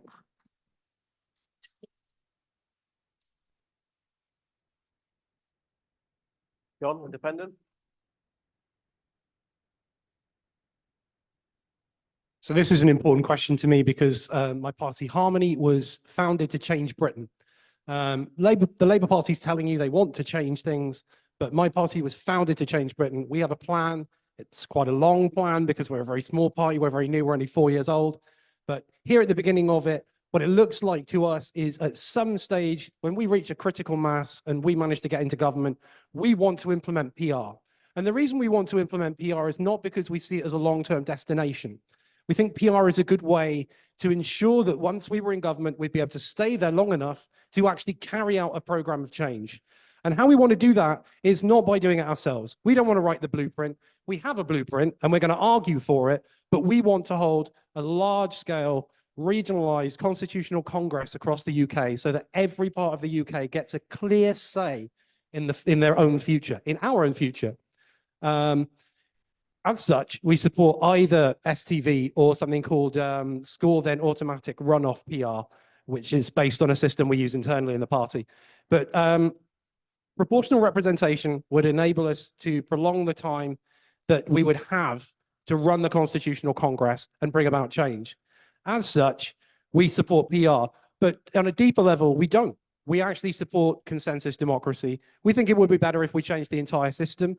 We don't just want to abolish the House of Lords. We'll do the Commons as well. We'll have local assemblies all over the country. People will be able to decide for themselves what happens. And we have a scheme I could go into enormous detail on of how it all works, but I'll suspend it all for now. If you want to talk to me later, though, please do. Thank you. And Neil from Propel?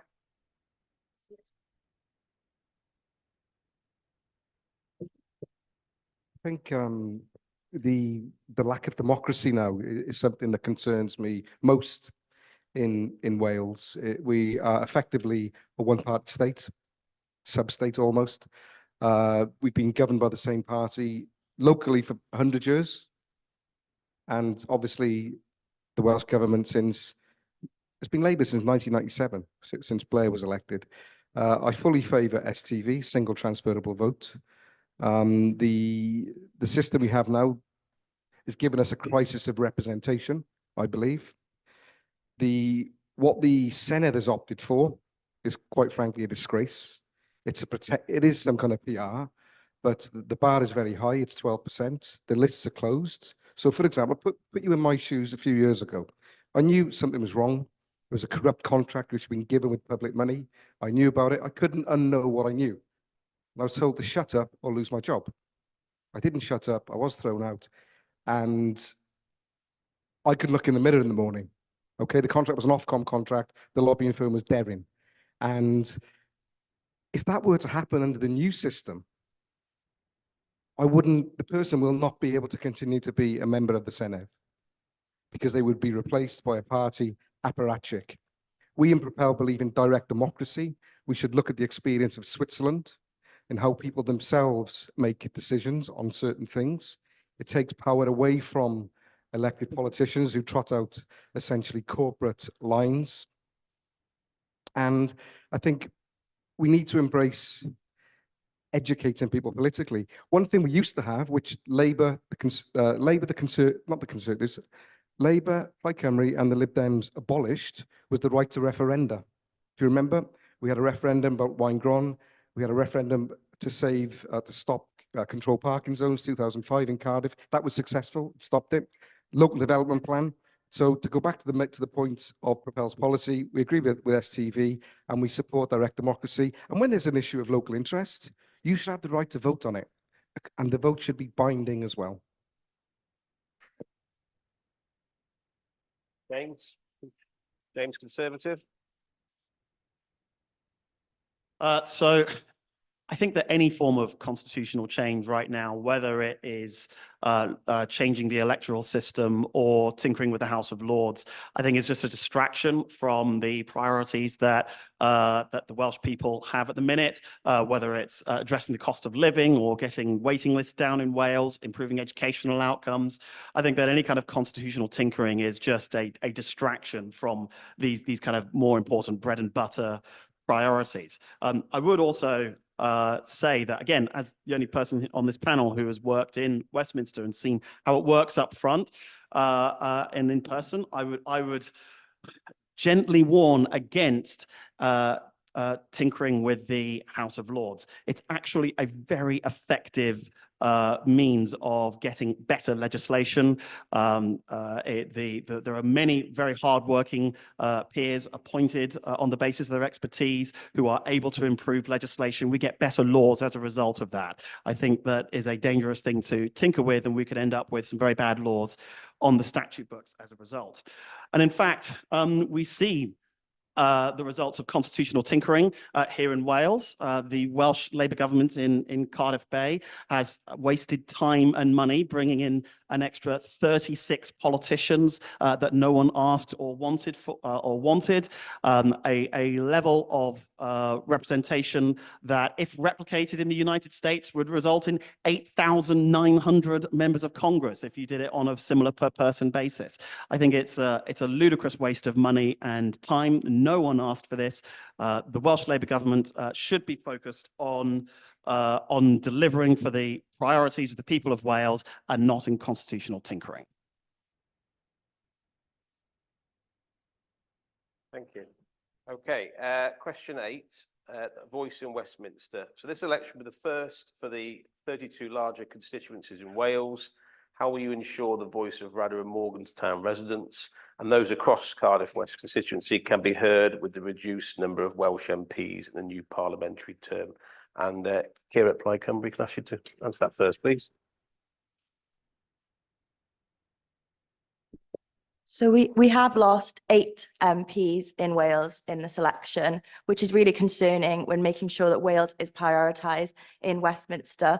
For Cardiff West, this means we've had Pontyclun join the constituency, but obviously Pontyclun has very different needs to other areas in Cardiff. So this is why we need to be sending Plaid Cymru MPs to Westminster, who will always put Wales first and make sure our voice is heard. I've chosen to live in Cardiff West. It's my home, and I'm proud to call it my home. My partner and I, as I said, are trying to buy our first home in the area, so I really care about the future of the constituency.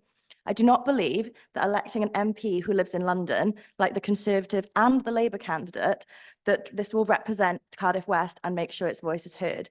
They will simply be the voice of Westminster in Cardiff West, not the voice of Cardiff West in Westminster. So please lend me your support and make sure we vote Plaid Cymru to make sure our voice is heard on July 4th. Thank you.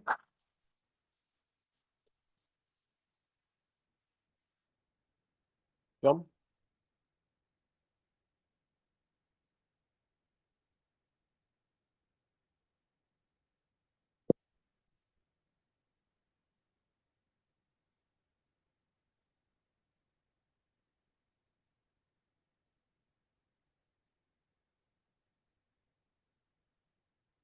You slide it in from the top.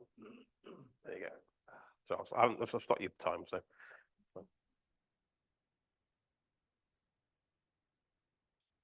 While I am standing in this election as an independent, thanks to a pledge I made 4 years ago, and while the Cymru party mark will not yet be on the ballot, make no mistake, I am standing for the ideal of our party, for harmony. That is why I'm the only That is why I am the only politician in this election, not just in Cardiff, nor just in Wales, but across the UK, to be offering exactly that opportunity to the people of this constituency. As I said earlier, our Cardiff West Assembly will be composed not just of one singular body, but instead of a multitude. Those assemblies will speak for themselves in the words of their members. And I want to stress that those members can be anyone, even any of you, Even for the first meeting, if you want to come along, like you're more than welcome. Since they're clearly invested in the community by standing in this election. Those assemblies shall speak and act by consensus through genuine democracy. And if you were to elect me as your MP, I would not just listen, but participate in my own local assembly and in every smaller local one as well.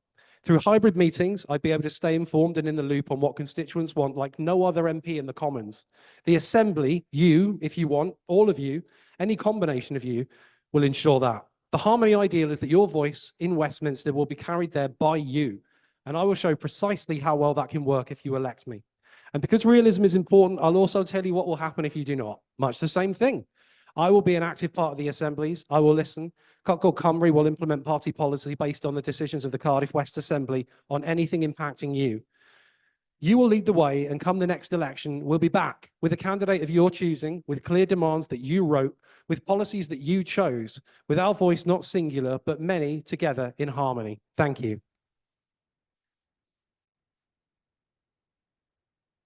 Neil from Propel.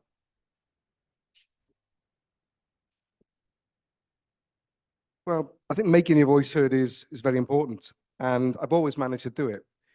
Go right the way back in 1999, and in Riverside, I represented Riverside first of all, and there was a demand to have a farmers market on Taff Embankment, not Taff, sorry, Fitzhamon Embankment, opposite the stadium.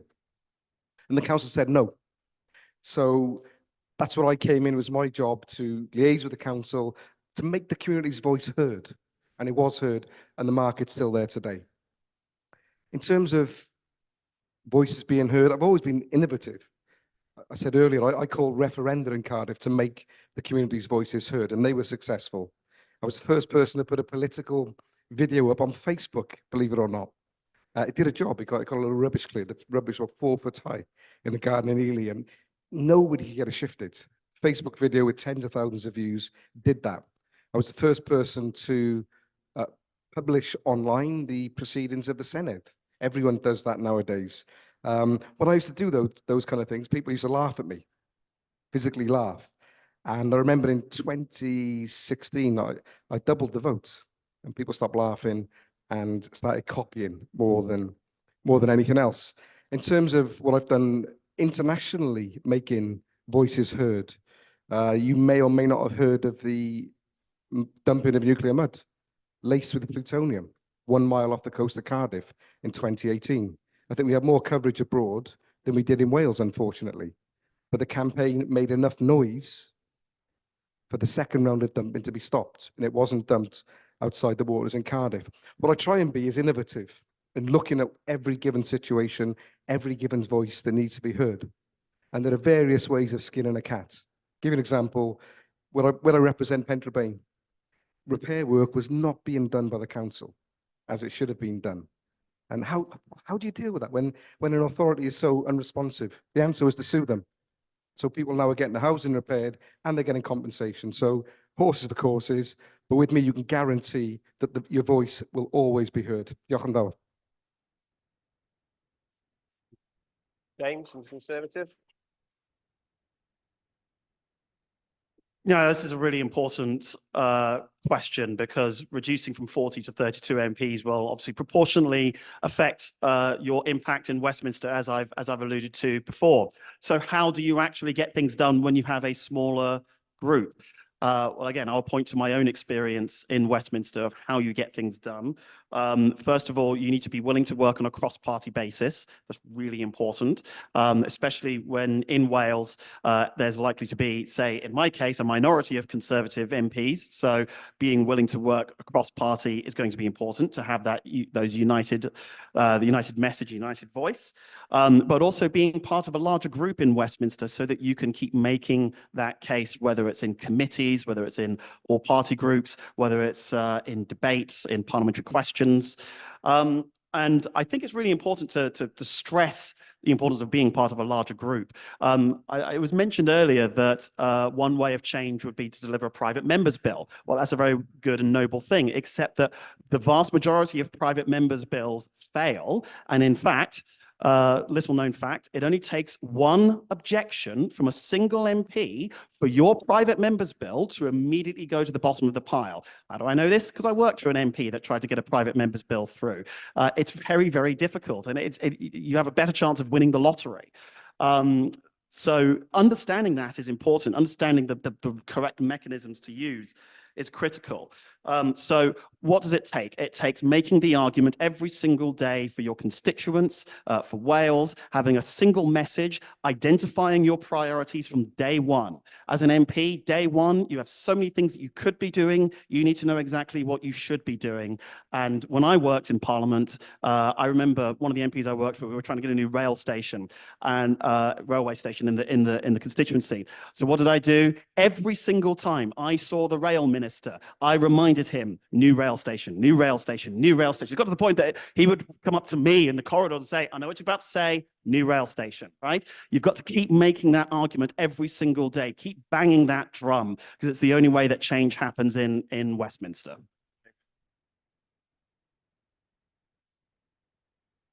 Alex, for Labour. Thank you. Well, let's remember the reason why there were 8 fewer Welsh MPs is because the Tories changed the law in order to reduce the number of Welsh MPs by requiring the constituency boundaries to be redrawn in the way that they were. In terms, I want to address something that Kiera mentioned about candidates who live in London. If I'm successful on July 4th, and I take, as I said earlier, nothing for granted, I will be making my home here. My husband and I will be moving here. I am, just like Kiera, you did a year or so ago, it's a fantastic place to live, and I absolutely have loved the 4 or 5 weeks that I've been on the ground here, every day meeting as many people as I can and learning as much as I can, listening and learning, because that's the way that you can be the best advocate for the people that you're elected to represent. And that's certainly the approach I would take if I'm elected on July 4th. I could have taken a different approach with my nomination form, with a paper that you'll have seen where it says candidate address in Walthamstow. I could have rented a place in Cardiff and pretended I lived there, got an Airbnb and then registered there. But that would have been seen as me trying to pull the wool over your eyes. And I was not prepared to do that, because I'm not ashamed of who I am. I'm from North Wales. I went to university in London, I worked there, and now I want to return home to Wales to bring the skills I've got to to follow in the footsteps of Kevin Brennan, who leaves some very big shoes to fill, and be the best advocate I can be in Westminster for the people of Cardiff West. So if I'm privileged enough to be elected on July 4th, I will be making a home here with my husband, and I will then look forward to continuing the conversations that I started 4 or 5 weeks ago and look forward to having for many, many days, weeks and months to come if I'm successfully elected. Thank you.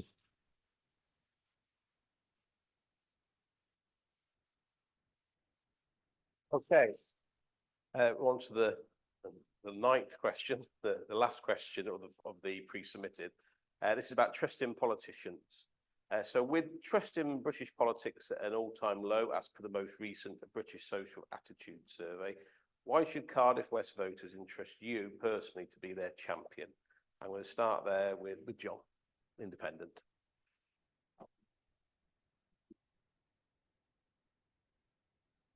As you've probably guessed by now, I'm not a very standard politician. I do not come from an establishment party, and I've never stood for one. I campaigned for Labour once out of self-preservation as a disabled person only. While I'm loath to speak against any of those who are standing in this election, because frankly, it's just not my style to be negative personally, I want to stress my difference from them. I'm a disabled person. My disabilities are largely invisible. My pain must be kept invisible because, to be honest with you, if I show it, you'd think I was pretty angry. My pain face and my angry face, they're not dissimilar, unfortunately. For a multitude of reasons other than that, it's hard to accommodate me in the workplace. I've learned through experience, mostly through the experience of a lack of effort towards accomplishing that by employers. It's even harder to understand that I'm a skilled adult with a wide range of abilities that could be very well utilized by society. This means I don't currently work in a sense familiar, perhaps to many of you. I labor instead. You could call it volunteering, but I don't, because it's not voluntary. It's part of the cycle of belonging to humanity and myself. I find ways to do things for my communities, by myself, and through those communities speaking back to what I do. I'm gainfully unemployed, a participant not in the economy you're familiar with, but a kind of gifting economy where I do things for others and others do things for me because they know I do things for others. None of it is transactional at all. I'm not enriched, we are. So hearing this and hearing my motivations, that I'm here to pay it forward genuinely because I see a need I think I can fulfill, a space I can open for others to speak into more clearly. Do you know why you can place your trust in me? I hope so. But if not, I hope we, Cardiff Cymru, and I can earn it over time instead. After all, this is barely hello. Thank you very much.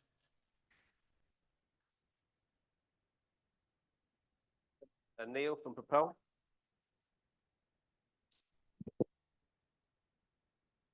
In terms of trust, I would just stand, I do stand here before you on my record. I was elected as deputy leader of Cardiff in 2008 to 12, and the first decision I took was to take half the deputy leader's allowance available to me. I froze councillors' pay as well. So I had executive office, and I could have chosen a pay increase, and I chose not to increase pay, but actually take less than I could have done.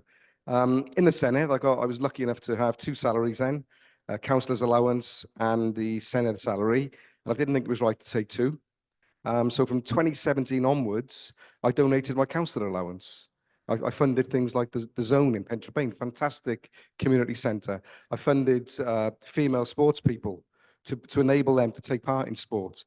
I was in a privileged position to do so then.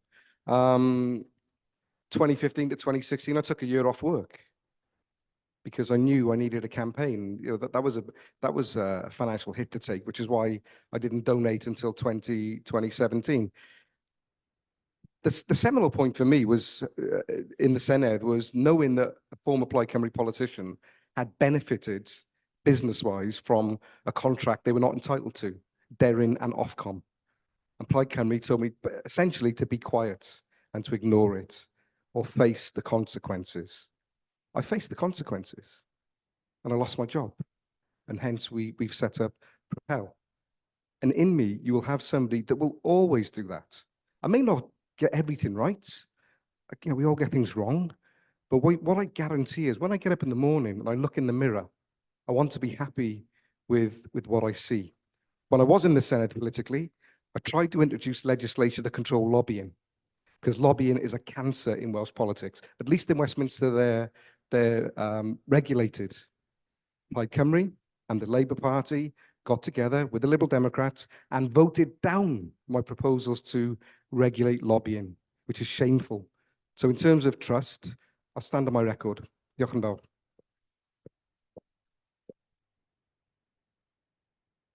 Okay, Conservative.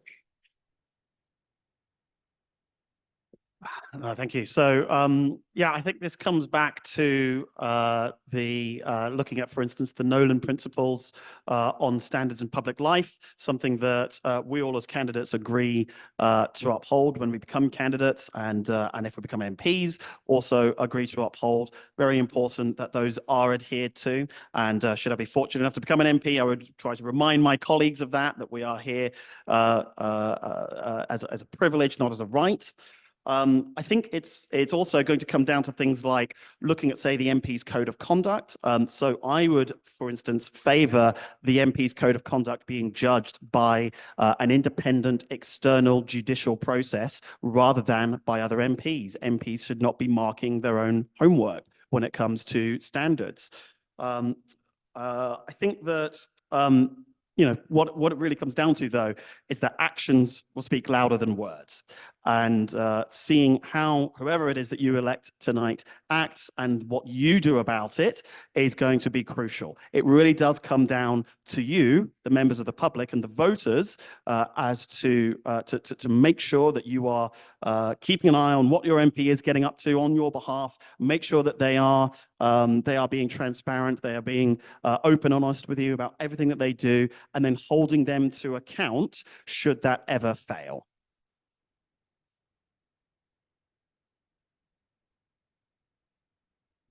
Alex for Labour.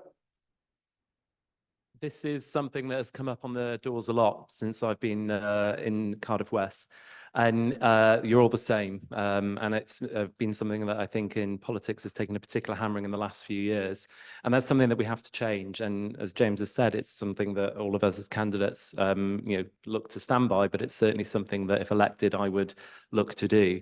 My motivation for standing comes from the public service values infused in me by my parents. My mum was a teacher for 40 years in Portugal and then North Wales for the vast majority of that time. My dad was a police officer for 30 years. And those values are what motivate me to want to return to Wales and in order to represent Cardiff West. I'm a first-time candidate. I've never run for Parliament before, but that doesn't mean that I don't live and believe and breathe in those values that we've talked about. And whether it's the professional and personal values I have, both as a solicitor to uphold the highest standards, but also the moral and political ones that we would have, that's something that we need to restore to politics because it has taken a beating of late, and that breeds apathy, which breeds disenchantment with the electorate, and either then people just say they're not going to turn up, or those voids get filled by extreme voices, and we have seen that in the election just more generally, and that is something that we should all be concerned about because that is something that is not good or positive for our democracy. So the values of the Nolan principles, but also just upholding the highest standards are what you should expect in every representative in Parliament, and you can certainly expect that from me if I'm honoured enough to represent you in Parliament from 4th of July onwards.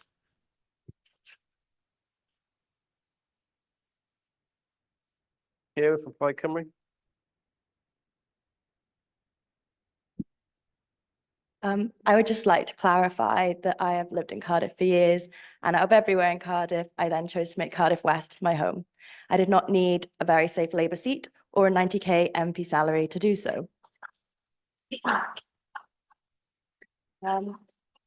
In terms of trust in politicians, I also do hear this on the doorstep. It is really concerning when people don't want to engage in politics or don't want to vote because of the state of politics. This is partly why I got into politics. I want to do something different. I'm not your typical candidate. I mean, I'm the only woman on the panel, and I know I'm young, I'm 26, but I'm motivated by my life experiences and injustice, and I couldn't sit back and not do anything. I had to do something about the state of Wales. So also one of Plaid Cymru's manifesto policies is to make it a criminal offence for politicians to mislead the public, which I also believe would help counter this issue. So thank you.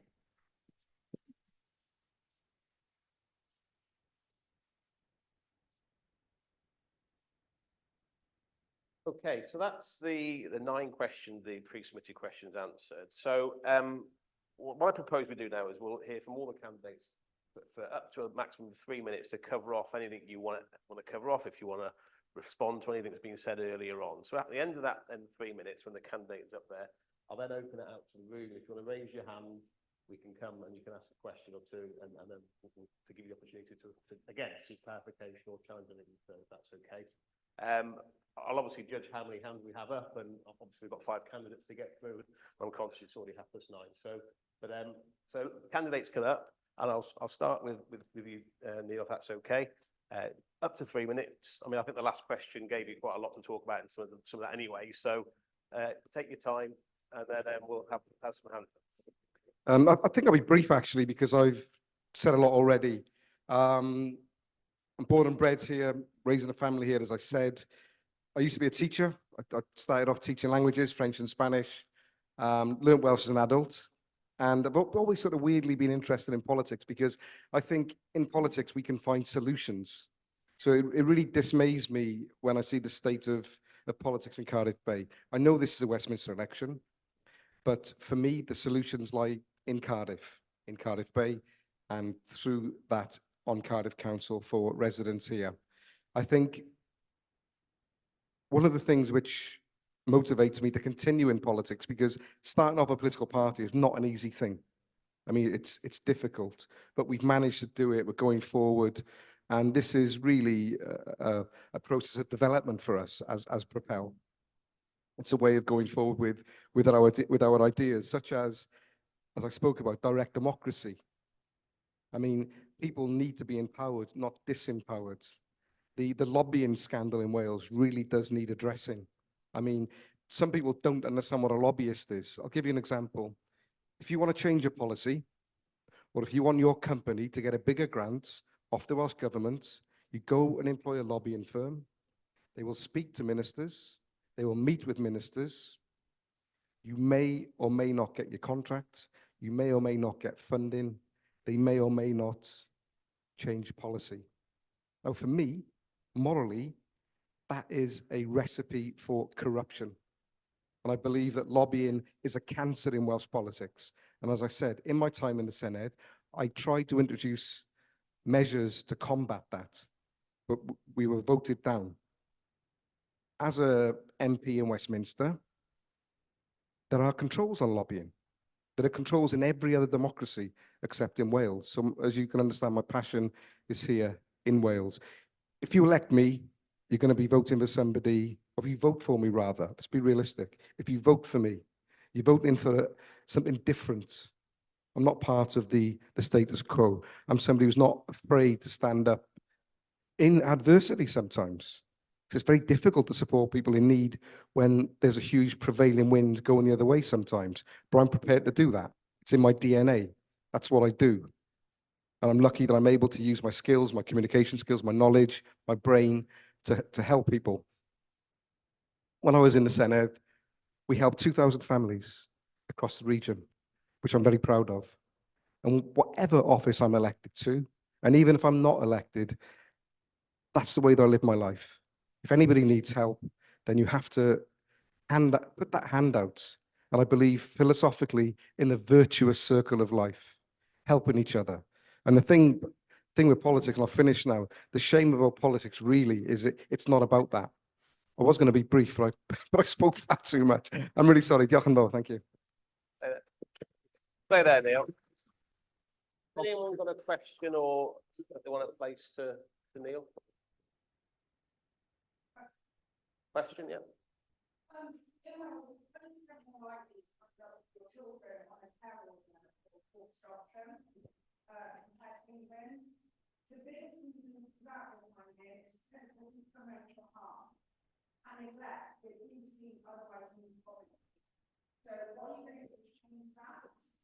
I think, again, the solution really lies in the Senedd. So what MPs should be doing is lobbying the Welsh Government. But when I was elected, I had to employ a social worker because there were so many care cases coming through the door.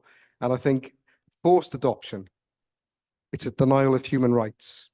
It's also a form of class war, if you like, an old phrase, but it's the only way I could describe it, because you only lose your children if you are poor. And what Propel wants to do is set up keeping families together agencies instead of adoption agencies. And I would urge anybody who's going to adopt to find out the real story behind the family. Because I time and time again, in my professional life now, I come across mothers, fathers, grandparents who dearly love their children, and yet they get adopted. RCT, a Labour council, put an ad in the press, and it was to develop the placement market. It's not my word. That was the word of the ad, market. Placement's another word for adoption. And that's where we're at now, because every child who is adopted, the agency gets £36,000. And there was a mother she was on the phone to me months ago, distraught. Do you know why? She'd seen her child advertised on Facebook, advertising the child for a forever home. If you Google forever home, you'll find dogs in America being sold. That's the level I'm talking about. And the woman, can I just finish this? I'll say very quickly, this is the Wales we live in now, because the woman was too frightened to complain because she thought she would lose her other two children. And that's the Wales of 2024. And that's the Wales that Propel was born to do something about. Diolch yn fawr. Has anyone got any question or anything on clarification on before we let Neil sit down? Nope. Okay, James, you've got your 3 minutes. So, thank you for, again, inviting me tonight. I've really enjoyed the questions. I'm looking forward to any questions that might come up for me in the audience Q&A afterwards. I think I'll just go back in conclusion then to why I think I would be the best person to be elected by you on July the 4th. It comes down to three things. First is the breadth and depth of my experience. So I've done a lot of different things in my life. But I come from a working class background. I know what it's like to have to struggle to make ends meet, to have to find a job when you've been made unemployed for whatever reason. It's really, really critical, therefore, that you have a representative in Westminster who is able to stand up, has personal experience of that, and can stand up for people who are in a similar situation and understand that. But also it comes back to, my experience in Westminster. I know how to deliver and get things done as a member of Parliament. It's very easy to talk about, fine words, but actual delivery is a lot harder. And with me, I can get started on that on day one as your member of Parliament. It also comes back to my connections to Cardiff West. So I've been campaigning here since 2017. I've also got family in South Wales, as I said, and I have a lot of kind of experience and also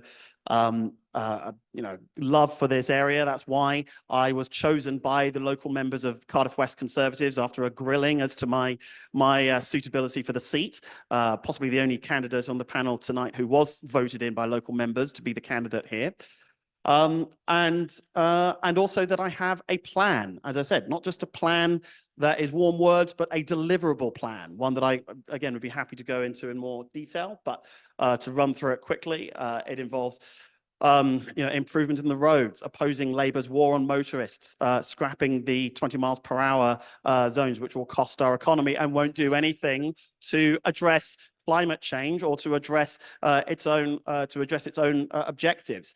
It comes down to better bus services, so free fair travel for 16 to 18-year-olds, maintaining free travel for over 60s, making sure we have better bus services across Cardiff West. It comes to lowering waiting lists, bringing down waiting lists, such as through new surgical hubs or clinical diagnostic centres, making sure that those are brought in for the benefit of Cardiff West residents. It comes back to putting in place a capital investment zone to bring in billions of pounds of extra private and public sector investment and good, well-paying, high-paid jobs. The best route out of poverty is a job, and we need more jobs in Cardiff, and that's something I would argue for. It would also be backing business, protecting our high streets. Right. And lastly, culture, reversing Labour's 10.5% cuts to the Welsh Arts Council, the arts apocalypse. I think that is devastating to culture here in Cardiff West. So that's why I think you should consider voting for me on July the 4th. Anyone's got a question? Yes.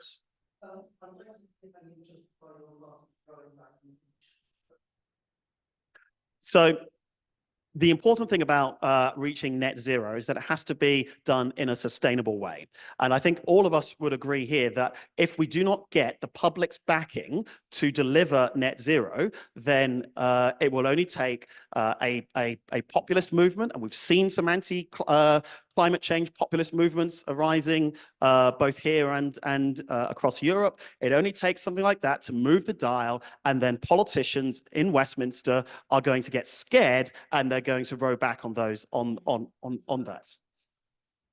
The important thing is that we need to get public buy-in, right? And to get public buy-in, that is to ensure that the important thing to do that is to make sure that they don't feel that they are paying the cost for that they are paying the cost for net zero for a set of targets that are set in Westminster. So that's why it's important that we do this in a sustainable way and in a way that is going to be maintained so that we can reach those net zero targets.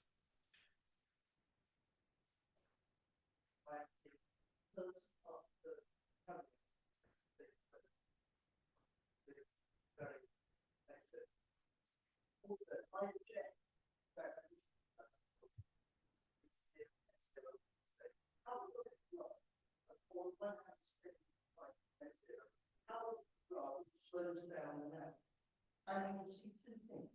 One, the aggregate CO2 that we live in, much greater. And you are handling a much bigger problem to the next generation. And to frame that as a responsible policy with our children in mind, is a flat out line.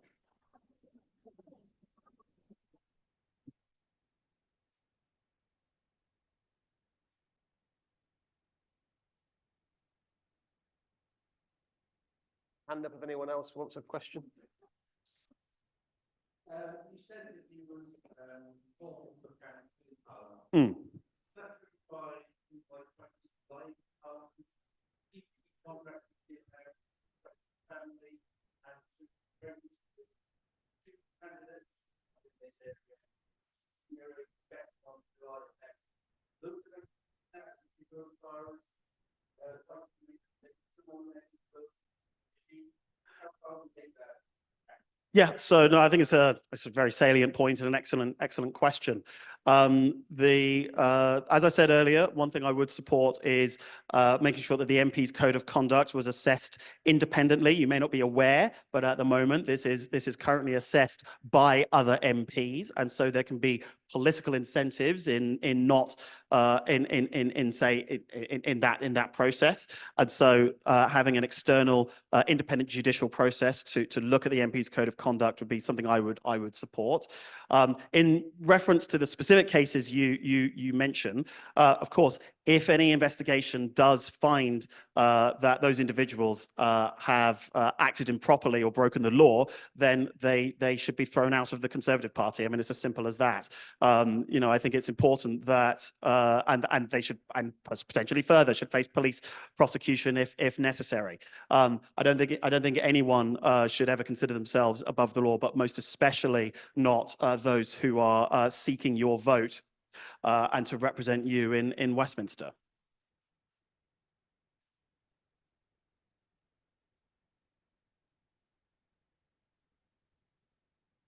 So, as I said, my understanding is that the investigation is still continuing into that. It sounds to me, though, well, I mean, it sounds to me that that's a matter for the Gambling Commission and then later the police to look into. But I would completely support. I agree. If he has done this, and if he has, as you say, admitted to it, then that's a matter for the police to follow up on, and I would support the police following up on that. And I think they should absolutely, you know, no one is above the law. Okay, conscious of time, there's one hand at the back there. Last question.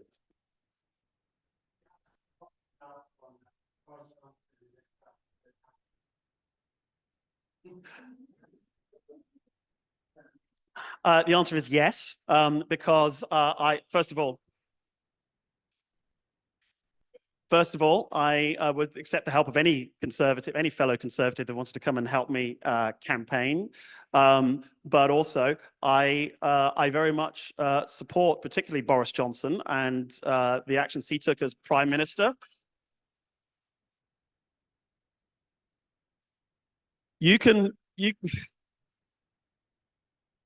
I think that what Boris Johnson delivered for this country is something that certainly I'm proud to have seen. The levelling up funding, right.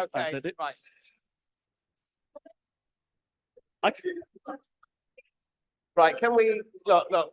This is part of the reason why we don't open up the I press. recognise that's not the most popular. You certainly can't say that I'm certainly going to just follow the popular opinion in this room. I certainly have my own views. I respect that there's lots of disagreement here, but I'm just setting out my views, and it's up to you on July the 4th as to how you wish to vote in response to the views that I've clearly set out to you. So, thank you, David. Alex, do you want to?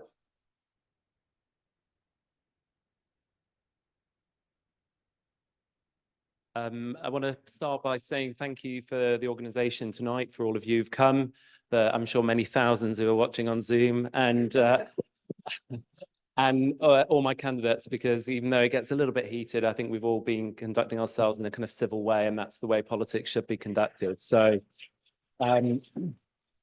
I'll just very quickly re-echo what I said earlier, and then I'll open to questions, because I've got a feeling there's going to be a couple for me. And it is to say that I've taken nothing for granted, and I am taking nothing for granted here. I'm not the one who's used the word safe seat or parachute, even though I did go through a selection process. That's not one of my doing, but nonetheless, I went through a process. But I have said, and I've said earlier, and I'll say again, I want to return home to Wales, and I would be honoured to do so, representing Cardiff West, in order to deliver for you in the best way I can in Parliament. If I'm successful on 4th of July, my husband and I will make a home here. I've been here every day since I was selected. He's been here every weekend. He's unfortunately had to go back to London to deal with work. We've loved every moment. I've loved the difficult conversations. I've loved the listening and learning from you. And I know I have big shoes to fill if I'm lucky enough to be elected, and I'm certainly not taking anything for granted. So between now and the 4th of July, I'll be knocking on as many doors, replying to as many emails as I can, in order to explain why I've got a positive vision for taking Cardiff West forwards for the next Parliament, with hopefully a Labour government in Westminster that can work in a harmonious and productive way with our Welsh Senedd, in order to, Welsh Labour government and the Senedd, in order to deliver for the people of Cardiff West and for the people of Wales. As I said before, I want to be an advocate for Cardiff West in Parliament. I want to work with the Welsh Government in order to sort of unlock as much funding as possible for those immediate cash injections to cut NHS waiting lists and invest in education. I want to unlock Wales's green energy potential, which will help bring down bills, but also invest, as I say, with Great British Energy, which will be good for our environment, good for our economy, and good for energy bills and energy security. I want to work with the government in order to get immediate injection of cash in order to fund what will be overall 13,000 more police and PCSOs, which will be important for our, tackling antisocial behaviour on our streets. And I also want to be a champion of social justice, working with the community in a bottom-up approach with all the different range of community activists, youth groups and so on, in order to deliver a fairer future for everybody in Cardiff West. So those will be my commitments to you if I'm lucky enough to be elected on 4th of July, and I look forward to taking any questions you may have now. Thank you very much. Okay, I've got a couple of questions, gentlemen. Actually, the decision to be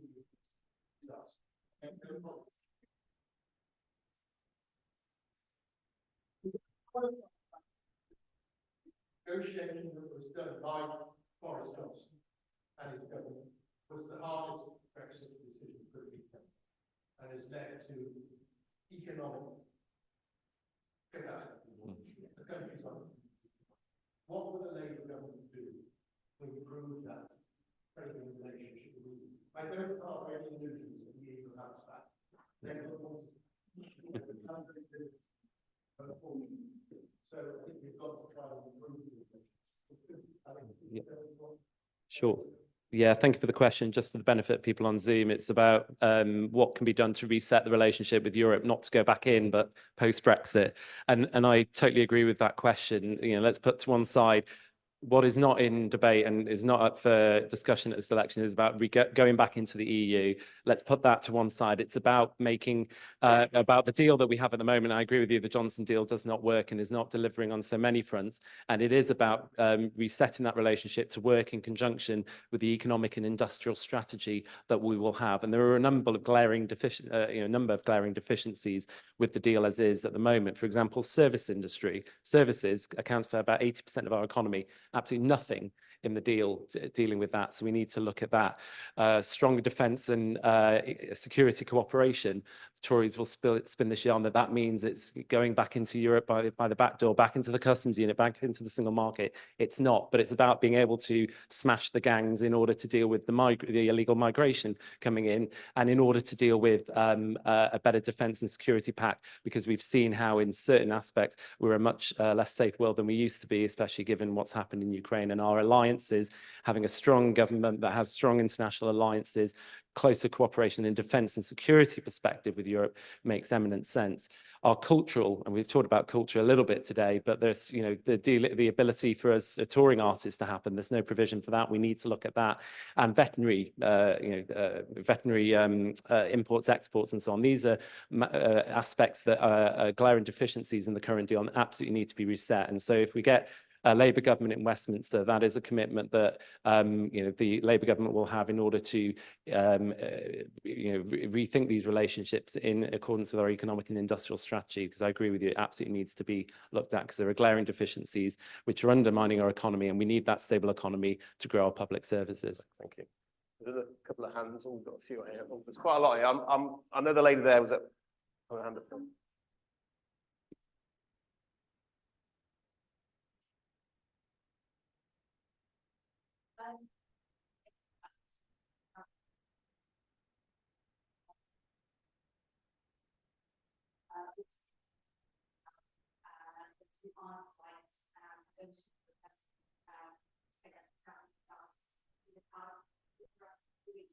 Mm.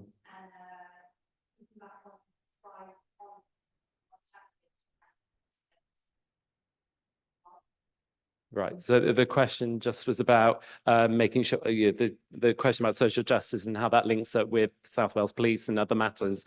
And I was actually at the Pride parade on Saturday. It was a great event. I didn't see what the instance you might be talking about, but just in terms of the inclusivity of the event generally, it was a fantastic event. It was a real pleasure to be part of. When you talk about things like autism, the need for representing and dealing, being representative of our diverse community, these are things that are very important to me. My mum, I mentioned, was a teacher.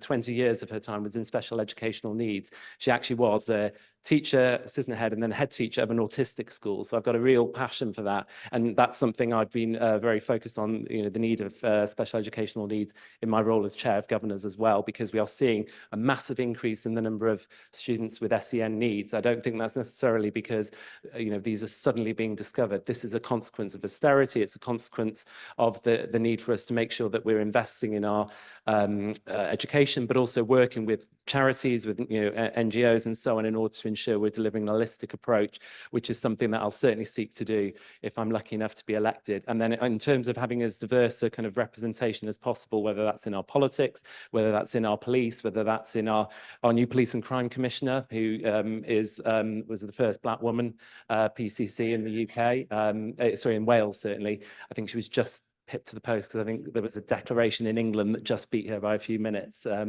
But I met with her actually at Pride on a Saturday, pardon me. And certainly if I'm lucky enough to be elected, I certainly will make as a priority working with her in order to deliver on those things, in order to respond to the concerns of the community, to ensure that we're as representative as possible. And I've got one more question. What I suggest, you haven't got your question asked, maybe you can pick up at the end. I think the lady right at the back was. Thank you. Thank you so much for asking that. My friend lives at Hamblin and I follow his testimony.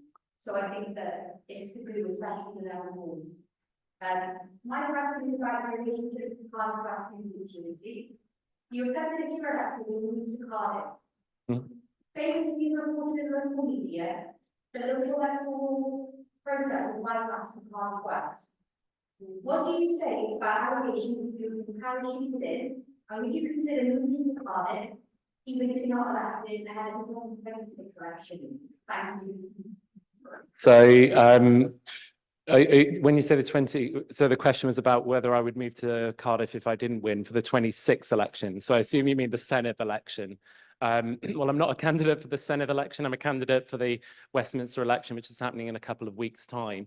I can't speak to the process that was put in place by Welsh Labour. I understand the concerns that some people have with it, but I went through a process just like anybody else did. I was shortlisted, I was interviewed, and I was privileged enough to be selected. And I'm standing here before you now as the Welsh Labour candidate for Cardiff West. So I can understand those concerns. I've certainly had those with members, but I must say with most voters on the doors, it has been more the concerns about how we respond to the cost of living crisis, how we respond to their concerns about antisocial behaviour, investing in youth services, and some of the other issues that we've talked about today. And as I said earlier, if I'm privileged enough to be elected in a couple of weeks' time, then my husband and I will be making a home here. And I've been really enjoying travelling the constituency, like I said, meeting with so many of you, for multiple sessions and meetings with small business owners, educators, and so on, every day that I've been here. And I look forward to doing that for many more days to come. Thank you very much.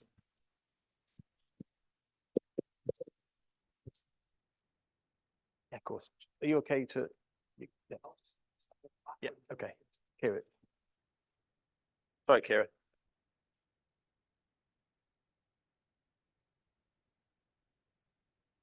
To clarify one thing before I start my close, I would like to say I was unanimously voted in by Plaid Cymru local members. So I just want to say thank you to everyone for coming and to my fellow candidates who've attended tonight. I've really enjoyed the discussions we've had and the lively discussions with my fellow candidates. I calculated today I've done 320,000 steps over this month so far, door knocking, and I've taken 2 weeks off work to do this and throw my all into it. And it's the conversations that I've had with people on the door that keep me motivated for getting positive change in Cardiff West. I would be honoured to represent Cardiff West and give us a real voice in Westminster. Many people have shared their anger at the current political situation, whether that be on a national level with Keir Starmer or Sunak, or the issues in our constituency with the Labour and Conservative candidates living in London. We have had decades of Labour in Cardiff West, and I'd like to pose you a question to think about when you leave is how much do we have to show for this? Are we happy with what we've got to show for Labour here? After 14 years of Tory austerity, we are now looking at 18 billion worth of cuts in the Labour manifesto up next. I don't think this is acceptable. While Plaid Cymru may not govern the UK, we will always stand up for Wales and what is right and hold the government to account and be a voice for Wales. So I hope you'll elect me to be your Plaid Cymru MP on July 4th. Thank you, and I'll take any questions. Yeah, sir. As Cymru lives in a constituency, you will know what I think my class would. So my question is, on balance, do you think these developments down here are a net benefit or a net disbenefit?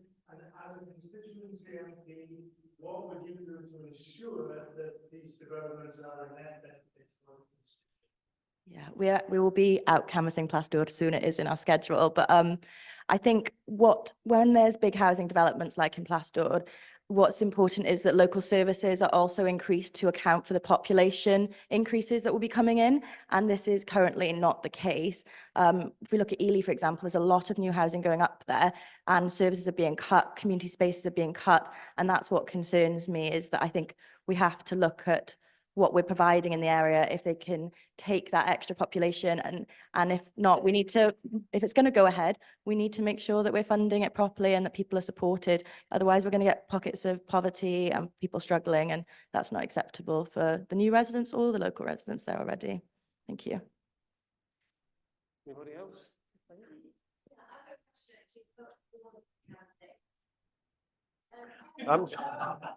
Can we have quick answers then, because it's 10 o'clock.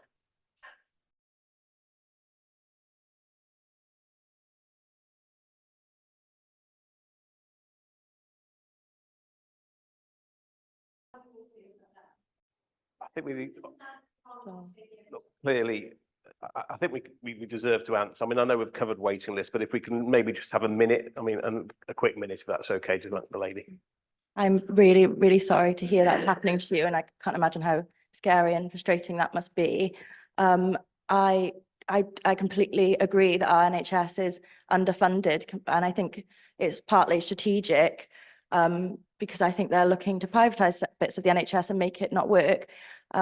We need more funding, we need more staff. The worst part is you're not alone. There's so many people in Wales who this is happening to, who are waiting for life-threatening appointments that aren't coming around.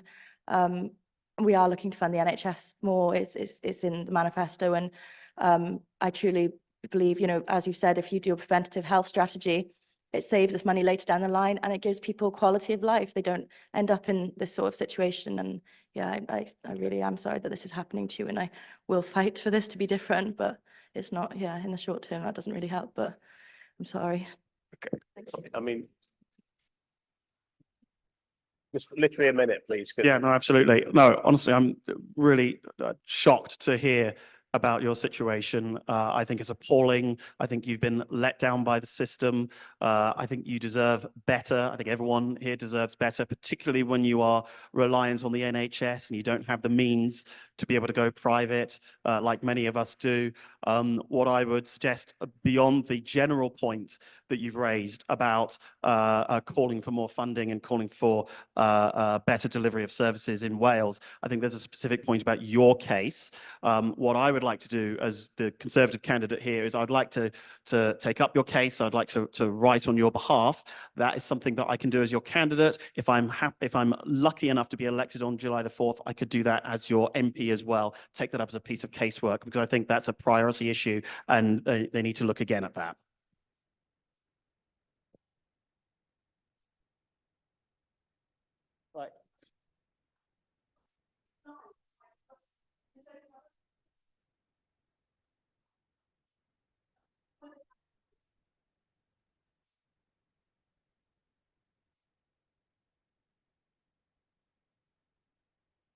Right. Can I just quickly come back on that? I'm just conscious of time, and this is part of the reason why we can't.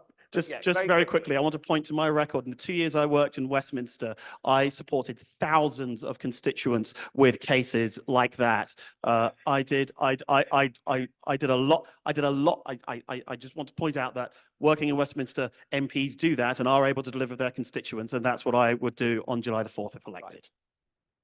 Answer the questions. I'm afraid there's no comeback on these questions. Yeah. No, it's fine.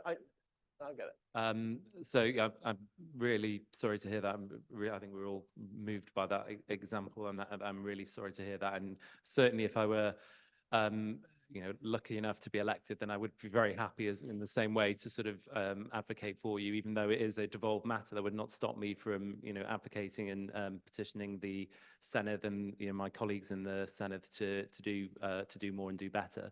On your question about what difference does your vote on July 4th make in terms of tackling those waiting lists, I just reiterate what I said before, which is that if we get a Labour government in Westminster, there is a fully costed plan in order to, by closing those non-dom tax loopholes and the private equity hedge fund manager loopholes that the Tories refuse to close, there will be immediate cash injections to all nations of our country in order to tackle waiting lists. So whilst it won't fix it overnight for you, that is exactly the objective if we can get a Labour government elected. And I certainly will be making sure that, I'll be playing my part, making sure that happens so that we can make sure that, other people aren't going through the awful experience you've gone through.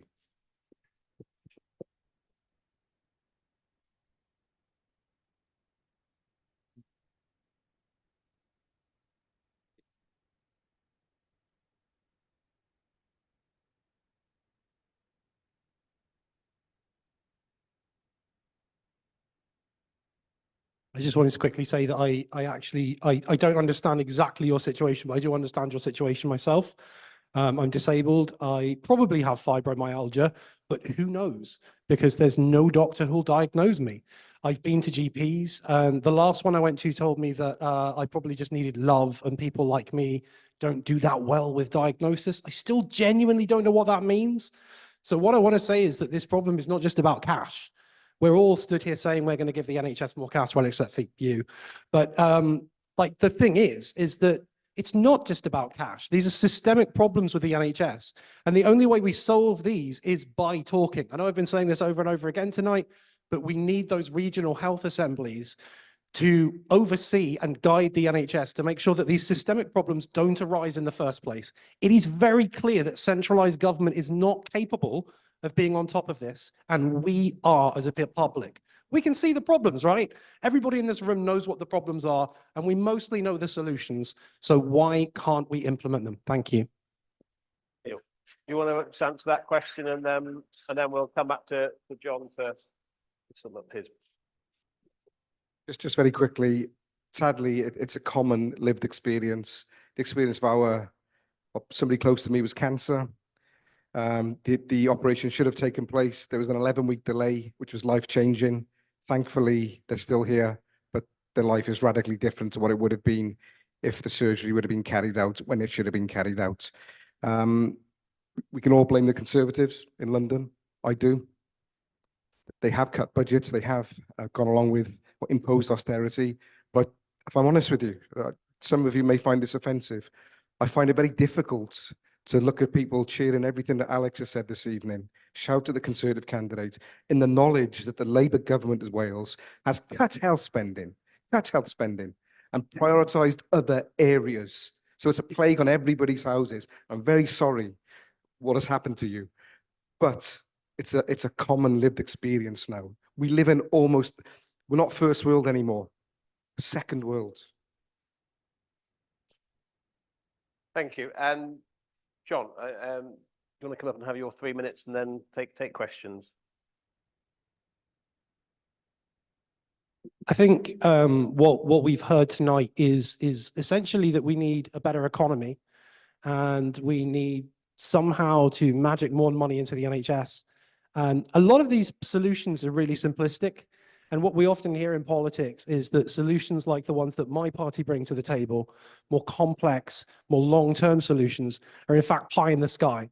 And the truth of the matter is that the short-termism of the Labour Party and the Conservative Party is the pie in the sky.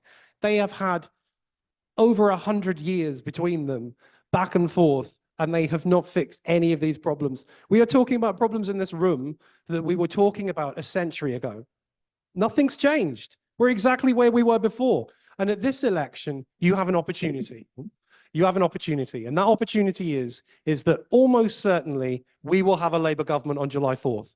We all know this. It's pretty much common knowledge. So in this constituency, you don't have to vote Labour. You can if you want to. And like, if you really like what Alex has to say, obviously go for it. But the fact of the matter is you don't have to. You can vote with your heart. I've never been able to vote with my heart, not once. So I urge you to take that opportunity this time. Thank you.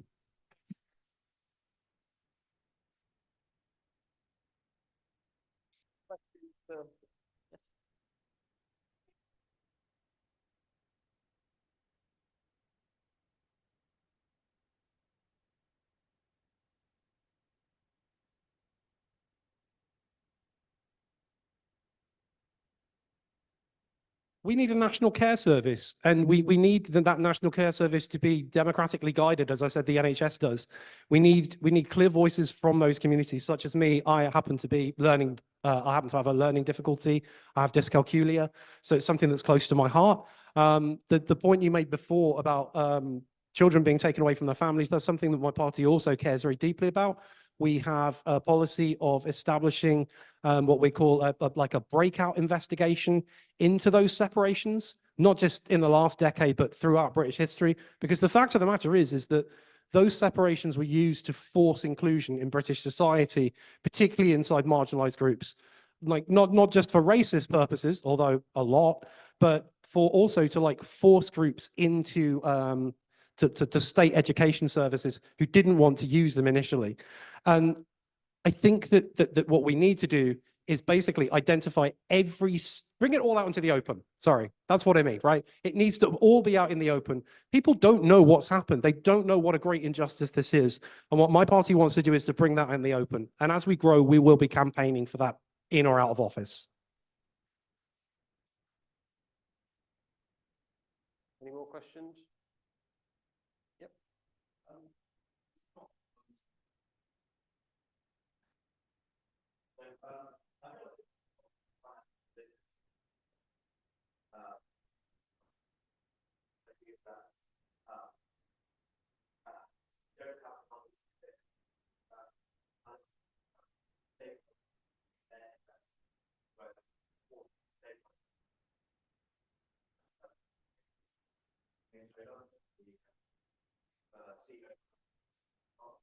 So, given we have capacity to find the money where constant easing and warring taxation, why are we accepting the austerity coming down from Westminster and no longer what you want? Well, I'm obviously very opposed to austerity because austerity killed more than 320,000 disabled people. And I'm honestly still quite annoyed about that, as you might imagine. I think austerity was a mistake. I think austerity deepened the problem. I think that the only way for a country to pull itself out of the doldrums is with confidence. I mean, we hear this when politicians talk. They'll say, we need to be confident in our country. But we weren't. And what we assumed was that we were ruined and that nothing was ever going to improve. And so we had to not spend anything. And that has mostly just benefited people who bet on the economy doing very badly. And ultimately, that's why we are where we are today. It's because people wanted to bet on the economy doing badly and politicians let them. The only way out of this is out of the economic situation we're in is investment. It's investment in people, it's investment in communities, and it's investment in the connections between people in particular. Thank you.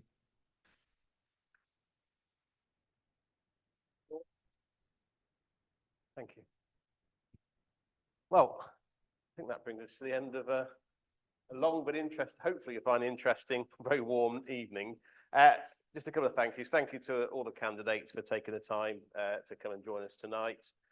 Thank you everyone in the room and us at home for attending and having the interest and raising your questions pre and obviously later on this evening. And really just leaves me to say thank you everybody. Good luck to all the candidates on the 4th of July and thank you very much.